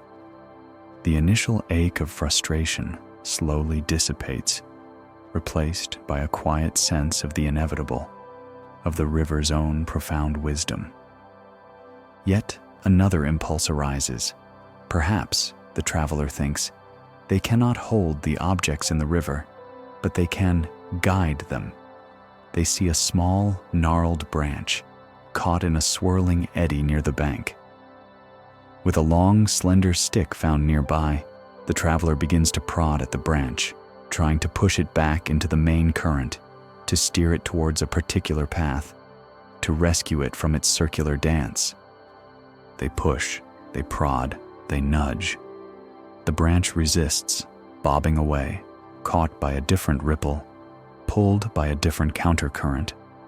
The river, patient and immense, continues its own grand design, utterly undisturbed by the traveler's earnest efforts. The stick breaks against the water, the wood giving way under the pressure. The traveler's attempts, though well-intentioned, are ultimately futile. The river flows as it always has, as it always will, carving its own path, carrying all things in its own time and in its own way. The traveler sits back, the stick abandoned, their shoulders drooping slightly. They look at the river, at its vastness, its power, its ceaseless, effortless motion. They observe the leaves and branches, the reflections of the sky, the clouds, all moving, all changing, all simply being carried. They see that the river does not struggle. It does not try to hold on to a particular leaf, nor does it try to steer a specific branch. It simply flows. It embraces all that comes into its current, and it releases all that must continue its journey. And in that quiet observation, a profound understanding begins to dawn, settling upon the traveler like the soft light of evening. They realize that their suffering, the subtle ache of frustration, the weariness in their shoulders, came not from the river, but from their resistance to its flow. It came from the desire to control, to hold, to alter what was in its very nature uncontrollable. They had tried to impose their will, however gently, upon a force far greater, far more ancient than themselves, and the river, in its quiet wisdom, had simply continued to be the river. As this realization takes root, something within the traveler begins to soften. The knot in their chest loosens. The furrow in their brow smooths. They release their grip, not only on the imagined leaf or the stubborn branch, but on the very idea of needing to control. They simply watch. And in watching, in the act of pure, non-resistant observation, a deep and abiding peace begins to emerge. The river's effortless flow becomes a metaphor, a living teaching. Their own life, they realize, like the river, moves in its own way, carrying all things, moments of joy, fragments of sorrow, unexpected turns, inevitable changes. We too often find ourselves by the river of our own lives, watching the current of experiences, thoughts, and emotions flow by. A moment of happiness, like the emerald leaf, passes through. An uncomfortable feeling, like the gnarled branch, gets caught in an eddy, and our natural impulse, our anxious impulse, often leads us to reach out, to grasp, to hold, to steer, to control. We try to prolong the pleasant, to push away the unpleasant, to force the current of our lives into a path we believe it should take. But just like the lone traveler, we find that the more we struggle, the more we resist, the more we try to impose our will, the more elusive peace becomes. The pleasant moment slips through our fingers, causing an ache of longing. The unpleasant feeling persists, made stronger by our resistance, and the river of life, immense and indifferent to our small, frantic efforts, continues its own journey, undisturbed. Consider this quiet wisdom now. What if we were to simply watch? What if we were to allow the leaves and branches, the joys and sorrows, the certainties and uncertainties to simply flow, not with indifference, but with a patient, gentle acceptance, to observe our thoughts without trying to hold on to them, to feel our emotions without trying to push them away, to witness the unfolding of our lives without the urgent need to control every ripple, every turn in the current. The peace that arises from non-resistance is not a peace born of effort, but a peace discovered in the release of effort. It is the peace of acknowledging that life, in its very essence, is a flow, a constant movement, a perpetual dance of arising and passing. And our deepest tranquility is found not in stopping the river or in trying to redirect its course, but in aligning ourselves with its natural momentum. Imagine yourself now by that river, feeling the soft breeze on your skin, hearing the gentle murmur of the water. See the reflections on its surface, the sky, the clouds, the trees on the bank. Watch as everything flows effortlessly, gracefully, towards the vast, unseen ocean. There is no urgency in the river, no striving, no judgment. There is only movement, only presence, only flow. And in this moment, you too can allow the river of your own experience to simply flow. You can release the need to hold on, to steer, to control. You can allow your thoughts to pass like clouds in the sky, your emotions to rise and fall like the gentle waves on the water. You can trust that the river, in its wisdom, knows its own path.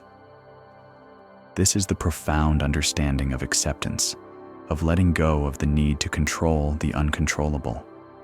This is the quiet wisdom of simply observing life as it unfolds, knowing that your own being, like the river, carries all things and finds its deepest peace in its effortless, unresisted flow.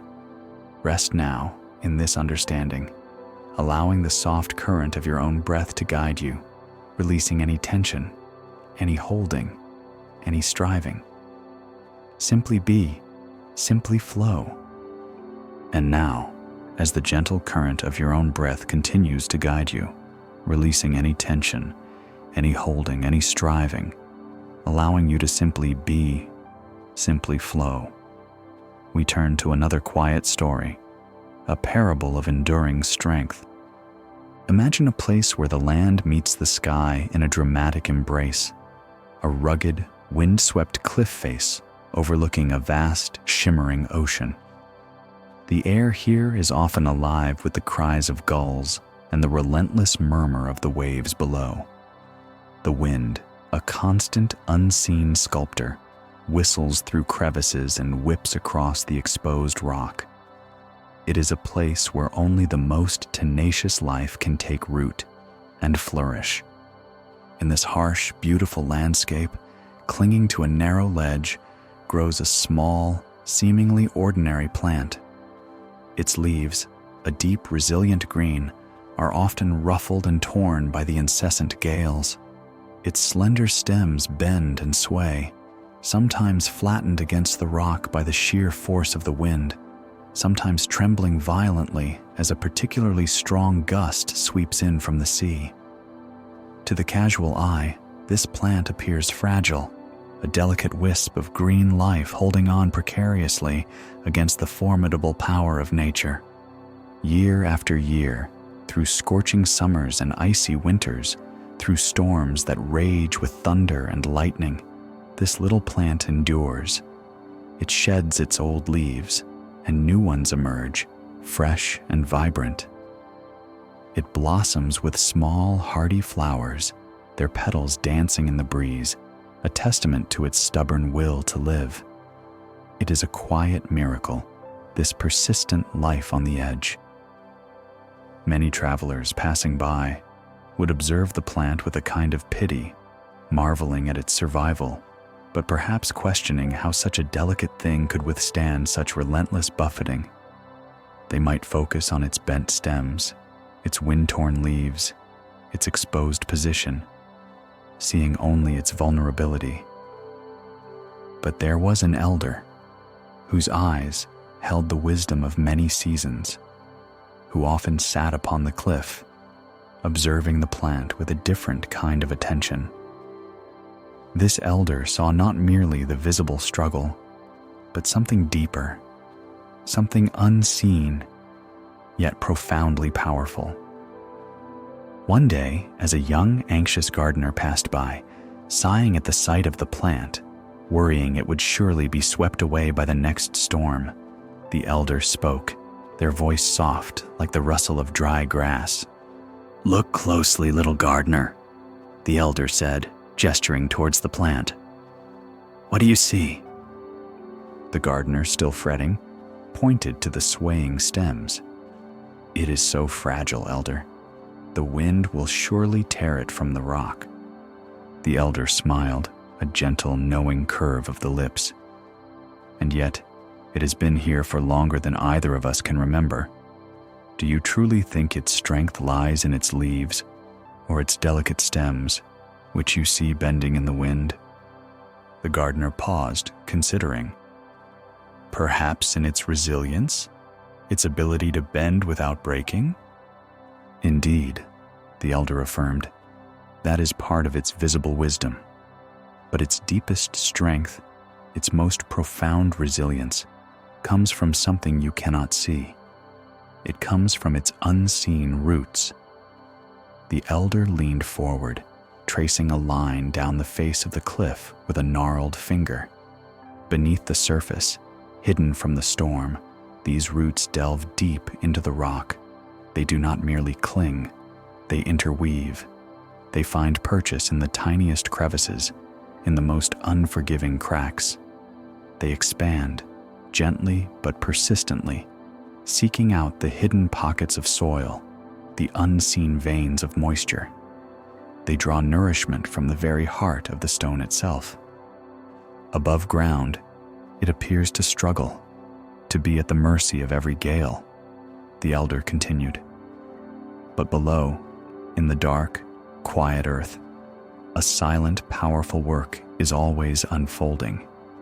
The roots are anchoring it, connecting it, sustaining it. The storms may rage, the winds may howl, but the plant, through its unseen roots, remains deeply, unshakably grounded. The gardener looked at the cliff, then back at the plant, a new understanding dawning in their eyes. They had been so focused on the visible vulnerability, the outward buffeting, that they had overlooked the profound, hidden source of its enduring life. This parable reminds us that our true strength, our deepest peace, often lies not in our outward appearances or accomplishments, not in how well we seem to withstand the visible storms of life, but in the unseen depths of our inner being. We, like the little plant on the cliff, are often buffeted by the gales of anxiety, the winds of worry, the storms of uncertainty. Our minds can become turbulent, our emotions can feel exposed and fragile. Our outward efforts can feel like a constant struggle against an overwhelming force. We might look at our visible struggles, the tasks that feel too great, the relationships that bring unease, the fears that seem to tear at our peace, and believe that our ability to endure depends solely on our capacity to fight, to resist, to push back against these external pressures. But just as the plant's resilience comes not from its bending stems, but from its deep, hidden roots, so too does our capacity for lasting peace come from an unseen place within us. This is the place of our inner stillness, our connection to the present moment, our fundamental capacity to simply be, even when the outer world feels chaotic and demanding. Our anxious minds often compel us to focus on the surface, on the visible symptoms of our unease. We try to fix the fluttering leaves of worry, to straighten the bent stems of self-doubt, to push back against the howling winds of fear. We strive to control the external circumstances, believing that if we can just make the storms disappear, if we can just achieve a state of outward calm, then peace will finally be ours. Yet, true peace, like the plant's enduring strength, is not found by battling the storms on the surface. It is discovered by tending to the unseen roots within. It is found by delving into the quiet depths of our own being, by cultivating a connection to that fundamental core that remains untouched by the external winds. What are these unseen roots within us? They are our capacity for stillness, a deep inner quiet that can be accessed even amidst chaos. They are our ability to return again and again to the simple, unwavering presence of the breath, a steady anchor in any storm. They are our connection to the unshakable truth that we are more than our anxious thoughts, more than our passing emotions, more than our outward struggles. We are, at our core, a vast and resilient space of being. Like the roots of the cliff plant, our inner strength finds purchase in the hidden crevices of our own awareness. It is in the moments when we consciously choose to pause, to breathe, to simply feel our body in this present moment that we begin to sink our roots deeper. It is when we allow ourselves to be still, even for a moment, letting go of the need to do, to fix, to change, that we connect with that quiet, sustaining nourishment from within. When the winds of anxiety whip around us, when our thoughts are buffeted like leaves in a storm, we can choose to remember the unseen roots. We can choose to shift our attention from the visible struggle to the invisible anchor. We can gently guide our awareness inward, feeling the quiet strength that lies beneath the surface of our restless minds. This is not a strength born of force or struggle, but a strength born of acceptance and presence.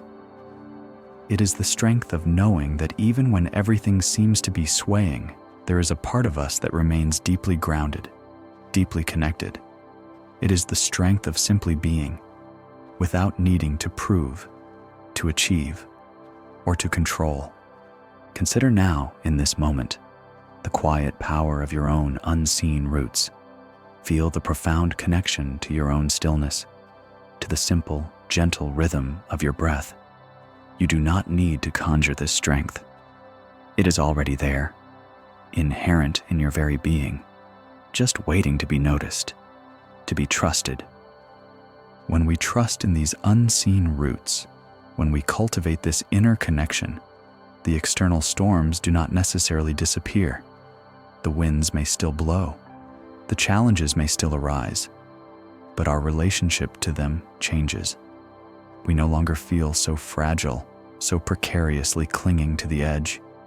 Instead, we find that we are anchored, held firm by a strength that is deeper, more enduring, and more fundamental than any outward appearance could suggest. We learn to draw nourishment not from endless striving, but from the quiet wellspring within.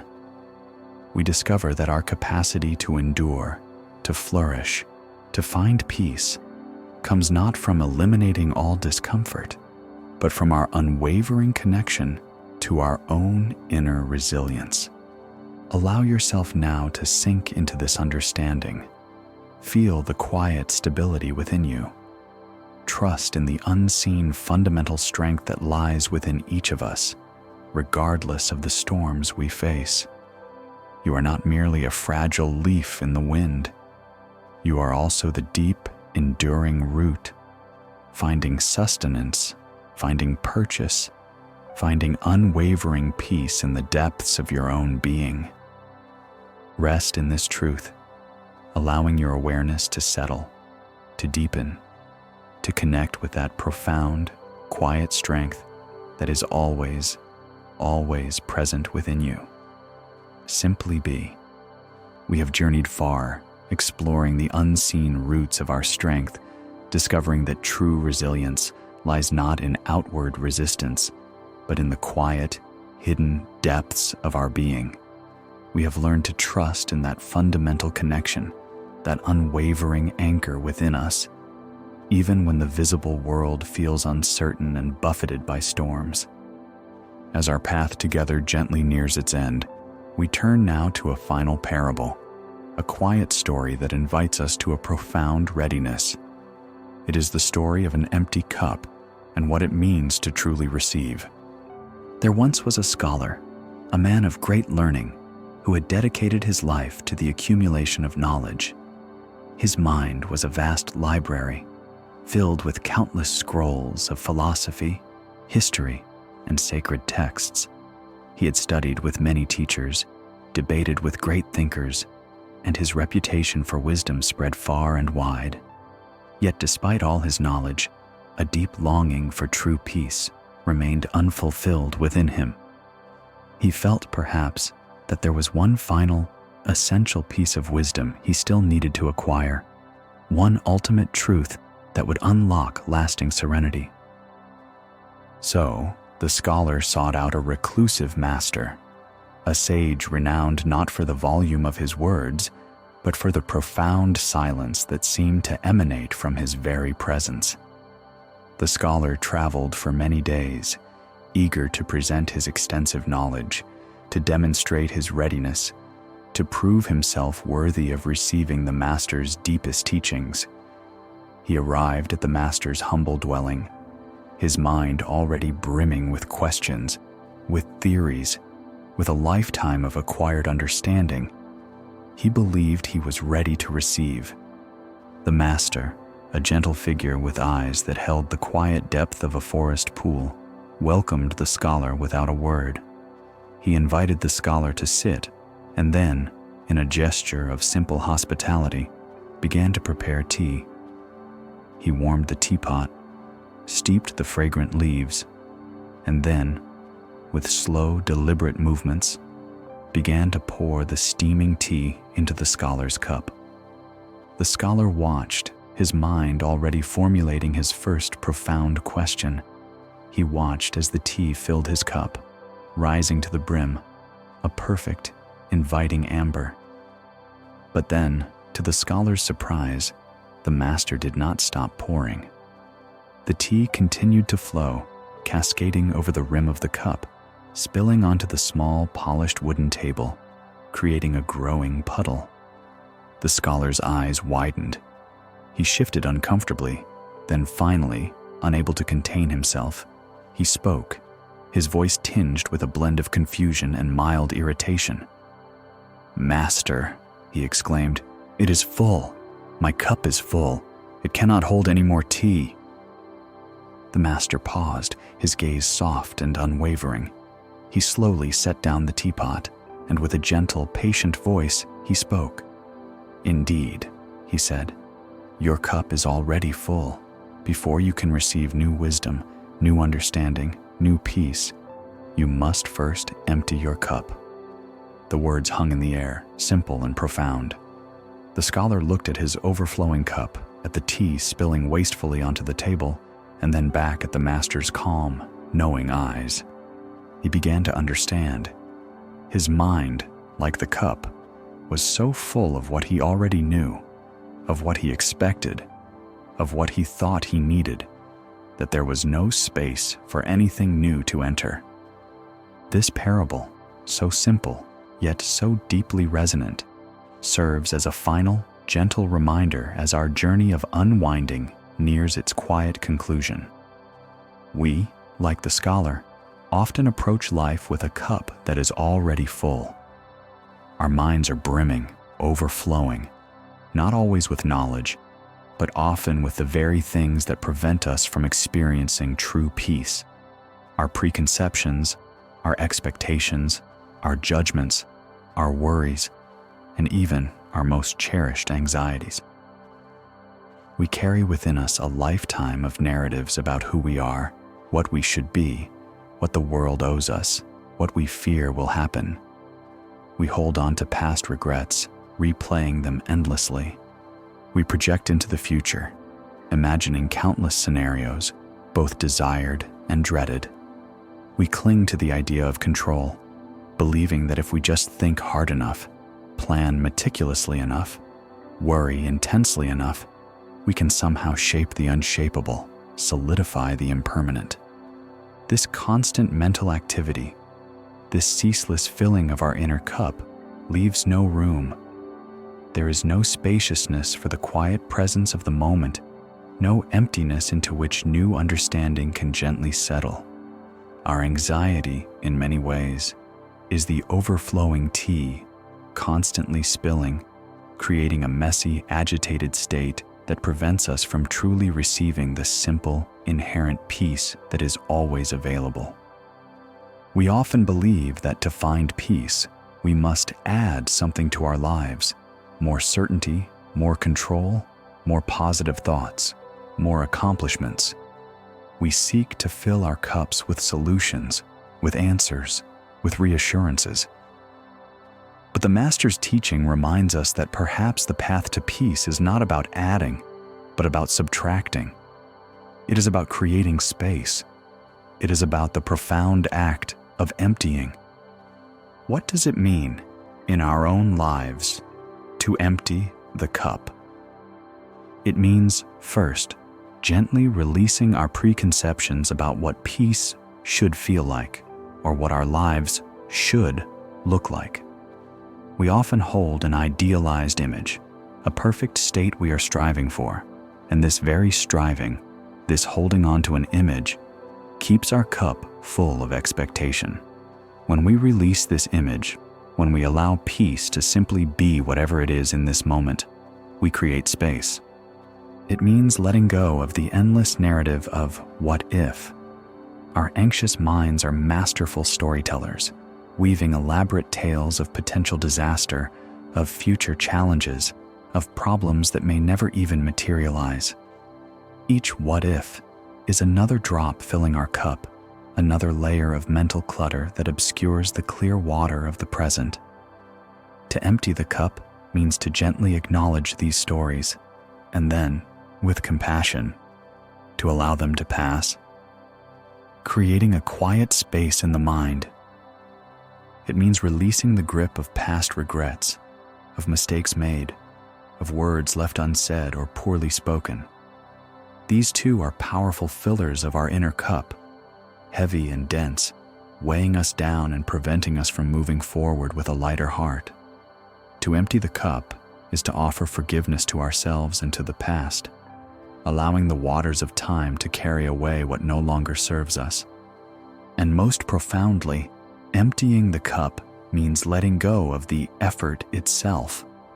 We have explored many ways to approach anxiety with gentleness and patience, but even these practices, when approached with too much striving, can become another form of filling the cup. The desire to get rid of anxiety, the effort to be peaceful, the struggle to relax, these two can keep our cup perpetually full. To truly empty the cup is to surrender the effort, even the effort to empty. It is to simply allow, to simply be, without needing to achieve a particular state.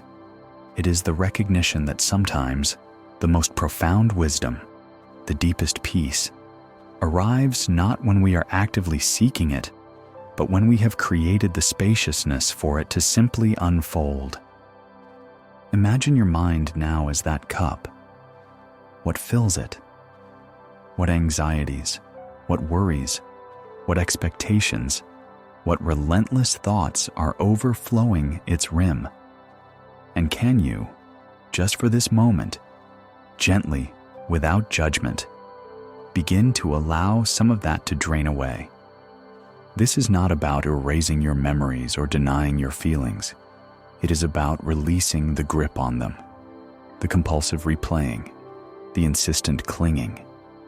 It is about understanding that to truly receive the quiet gifts of presence and peace, we must sometimes create an inner emptiness, a vast, clear space within. When the cup is empty, it is ready. It is receptive. It is open. In that emptiness, there is a profound clarity, a quiet readiness to experience whatever arises without the filter of our past conditioning or future fears. In that emptiness, there is a boundless capacity for joy, for connection, for deep, abiding peace. This final parable is an invitation to prepare for the deepest rest, a profound surrender. It is an invitation to let go of all effort, all striving, all holding. It is an invitation to simply be empty, to be clear, to be free. Allow yourself now to sink into this understanding. Feel the spaciousness that emerges when you release the need to hold, to know, to control. Allow your mind to become like that empty cup, open and ready to receive the quiet peace that is always, always present, waiting in the stillness. You do not need to fill yourself with anything. You can simply be empty. You can simply be clear. You can simply be free. We have traveled far together tonight, through villages and gardens, across oceans and along ancient paths. We have journeyed inward, exploring the landscape of our own minds, guided by the quiet wisdom woven into the fabric of everyday life. We have seen, through the simple parables of craftspeople and their work, how deeply our minds can become entangled, and how, with gentle attention, those knots can begin to unwind. We began with Daigo, the fisherman, whose hands, strong from years of hauling nets, would tighten with frantic effort against the fear of empty catches. He would pull and tug, creating knots that seemed impossible to loosen, his brow furrowed, his breath quickening. But he learned under the patient gaze of an elder that meeting the tangle with force only made it tighter. He learned to approach the knots with soft attention, with an open palm and a quiet mind. And in that gentle yielding, the nets and the worries within himself began to release their grip. He found that the true catch was not in the abundance of fish, but in the spaciousness of his own acceptance. Then, we watched Hana, the diligent gardener, whose love for her plants manifested as a demanding perfectionism. She saw a beautiful tree, naturally bent towards the sun, and sought to bind it, to force it straight, believing that its unique curve was a flaw to be corrected. But her wise teacher reminded her that true strength and beauty often lie not in conformity, but in the unique expression of one's own nature. Hana learned to release the ropes, to embrace the tree's graceful, curving dance, and in doing so, found the courage to tend to her own spirit with the same gentle acceptance, allowing her own natural form to flourish, unburdened by the need to be perfect. Tomas, the master baker, once moved with the fluid rhythm of creation, but a single setback, a batch of burnt loaves, had plunged him into a paralyzing fear. His hands, once confident, became hesitant, his mind trapped in endless rehearsals of failure, pulling him away from the grounding presence of his craft. Yet, through the simple act of explaining his art to a wandering monk, he was drawn back into the mindful steps of kneading, rising, and baking. He rediscovered that true peace was not found in eliminating the possibility of error, but in the simple, present doing, allowing the past to recede and the joy of creation to return.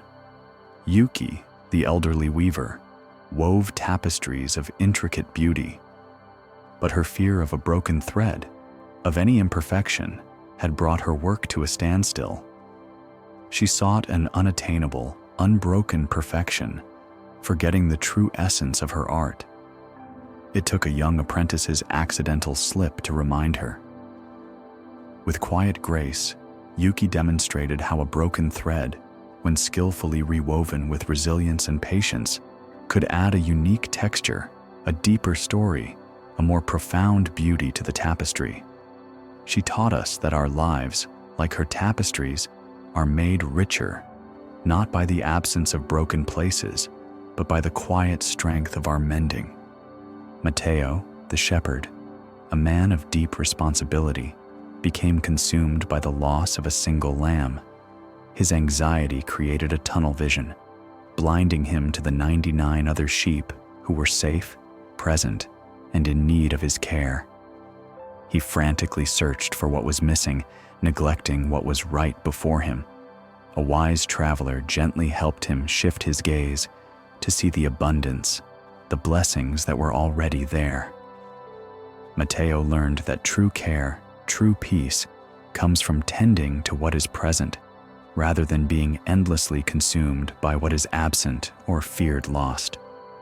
And in that shifting of focus, he found his flock thriving, and the lost lamb returned to the fold. Jin, the young potter, poured his ambition into a masterpiece, only to be shattered by a hairline crack after the firing. He saw it as ruined, worthless, a testament to his own perceived flaws. But his master, with profound wisdom, did not discard the bowl. Instead, he filled the crack with shimmering gold, practicing the ancient art of kintsugi. He showed Jin that the break and its repair had made the bowl more valuable, more beautiful, more unique than perfection ever could. Jin realized that his own anxieties, his own perceived wounds, were not flaws to hide, but places where light could enter, where resilience could shine, making him whole, not despite his brokenness, but because of it. Then, Sanjay, the diligent messenger, found himself paralyzed at a crossroads. 5 paths stretched before him, and his anxiety mounted as he agonized over choosing the right one, fearing the consequence of a wrong step. An old woman, observing his distress, pointed out that his suffering came not from a wrong choice, but from the paralysis of not choosing at all. She showed him the freedom that comes from simply taking a step, from trusting that action, even uncertain action, can unwind the deepest anxieties. Sanjay learned that most roads, when walked with intention, will eventually lead where they need to go, and that peace is found in movement, not in perfect foresight. May, the master calligrapher, whose graceful hand once produced strokes of exquisite control, was plunged into despair by a tremor. Her art, her identity, seemed lost. but a young student offered a radical suggestion: to try painting with her non-dominant hand. In the clumsy, uncertain strokes that followed, something raw, honest, and deeply expressive emerged, a quality her previous controlled perfection had never quite captured. May learned that true expression, true art, true wisdom can emerge from unexpected limitations, that sometimes letting go of what we think we must be opens the door to a deeper, more authentic truth within ourselves. Kenji, the biwa player, faced a musician's nightmare, a broken string just before a critical performance, with no replacement. Convinced his concert was ruined, he despaired. But his wise teacher encouraged him to play anyway, to embrace the missing piece. And as Kenji played, cautiously at first, then with increasing confidence, the silence where that string should have been created a haunting, beautiful space in the music, a resonance he had never anticipated. He learned that wholeness does not require completeness, that absence and limitation can be integral to beauty, and that perceived flaws can deepen the art, moving listeners in ways that perfection never could. Rashid, the brilliant architect, designed a magnificent tower, but a subtle lean during construction consumed him with hypothetical collapse. He lay awake, endlessly calculating, imagining disaster, trapped in a future-oriented anxiety. His mentor, however, took him to an ancient temple, one that had stood for centuries despite its noticeable tilt, its imperfection now a beloved part of its character. Rashid understood that his anxiety was chasing an impossible certainty. No structure, no life is without risk, and no future is fully controllable through worry. He learned to trust in inherent resilience, to accept the impermanence of all creations, and in releasing the demand for guarantees, his mind, like his tower, found its stability. Lin, the compassionate herbalist, noticed her precious medicinal plants wilting. Her love, twisted by anxiety, led her to smother them with overattention, watering them too frequently, constantly adjusting their position. Her helping inadvertently caused them to worsen. A visiting farmer gently observed that plants, like people, sometimes need space to find their own way, to stretch their roots, to trust their own resilience. Lin recognized how her anxiety made her cling, how her concern could inadvertently harm. She learned to trust in the innate wisdom of nature, to allow space, and in that gentle release, her plants and her own spirit began to flourish. And finally, Isamu, the master lantern maker, after a traumatic fire, became terrified of darkness. He crafted lanterns obsessively, filling every corner of his new workshop with so much light that he could barely see. A wise monk asked him why he sought to eliminate darkness entirely when lanterns are only beautiful because darkness exists. Without shadow, there is no need for light, no appreciation of its gift. Isamu realized his anxiety had been a desperate attempt to eliminate all discomfort and uncertainty from his life. He learned that peace depends on accepting the natural balance of both light and shadow, understanding that one defines the other, and that true beauty emerges from this rich, often challenging interplay of existence. All of these teachings, from the tangled net to the darkness and the light, point to a single, profound truth: that peace is not found in the absence of struggle or imperfection, but in our gentle, accepting relationship with it. It is not about eradicating challenges, but about transforming our response to them. It is about understanding that the knots of anxiety, the fear of what is bent or broken, the paralysis of indecision, the despair over what is missing, the need for perfect control, and the aversion to shadow are all invitations. Invitations to meet life as it is, with compassion, with presence, and with an open heart. In your own life, you may find that the deepest truth is already here, within you, waiting to be noticed. It is not something you need to acquire, or achieve, or earn. It is the quiet knowing that you are already complete, already whole, exactly as you are. There is nothing left to do. The journey has led us back to this moment, to this realization. So, let your body soften now, from the crown of your head, down through your face, relaxing your jaw, allowing it to hang gently open. Feel your shoulders release their burden, your arms grow heavy, all the way to your fingertips. Let your chest rise and fall with each gentle breath, allowing your belly to soften, releasing any tension there. Let your hips release, your legs grow heavy, your feet relaxed, connecting with the earth beneath you. You don't need to understand anything more. You don't need to fix anything, or solve anything, or become anything different. You can simply rest. Everything is complete as it is. You are already home.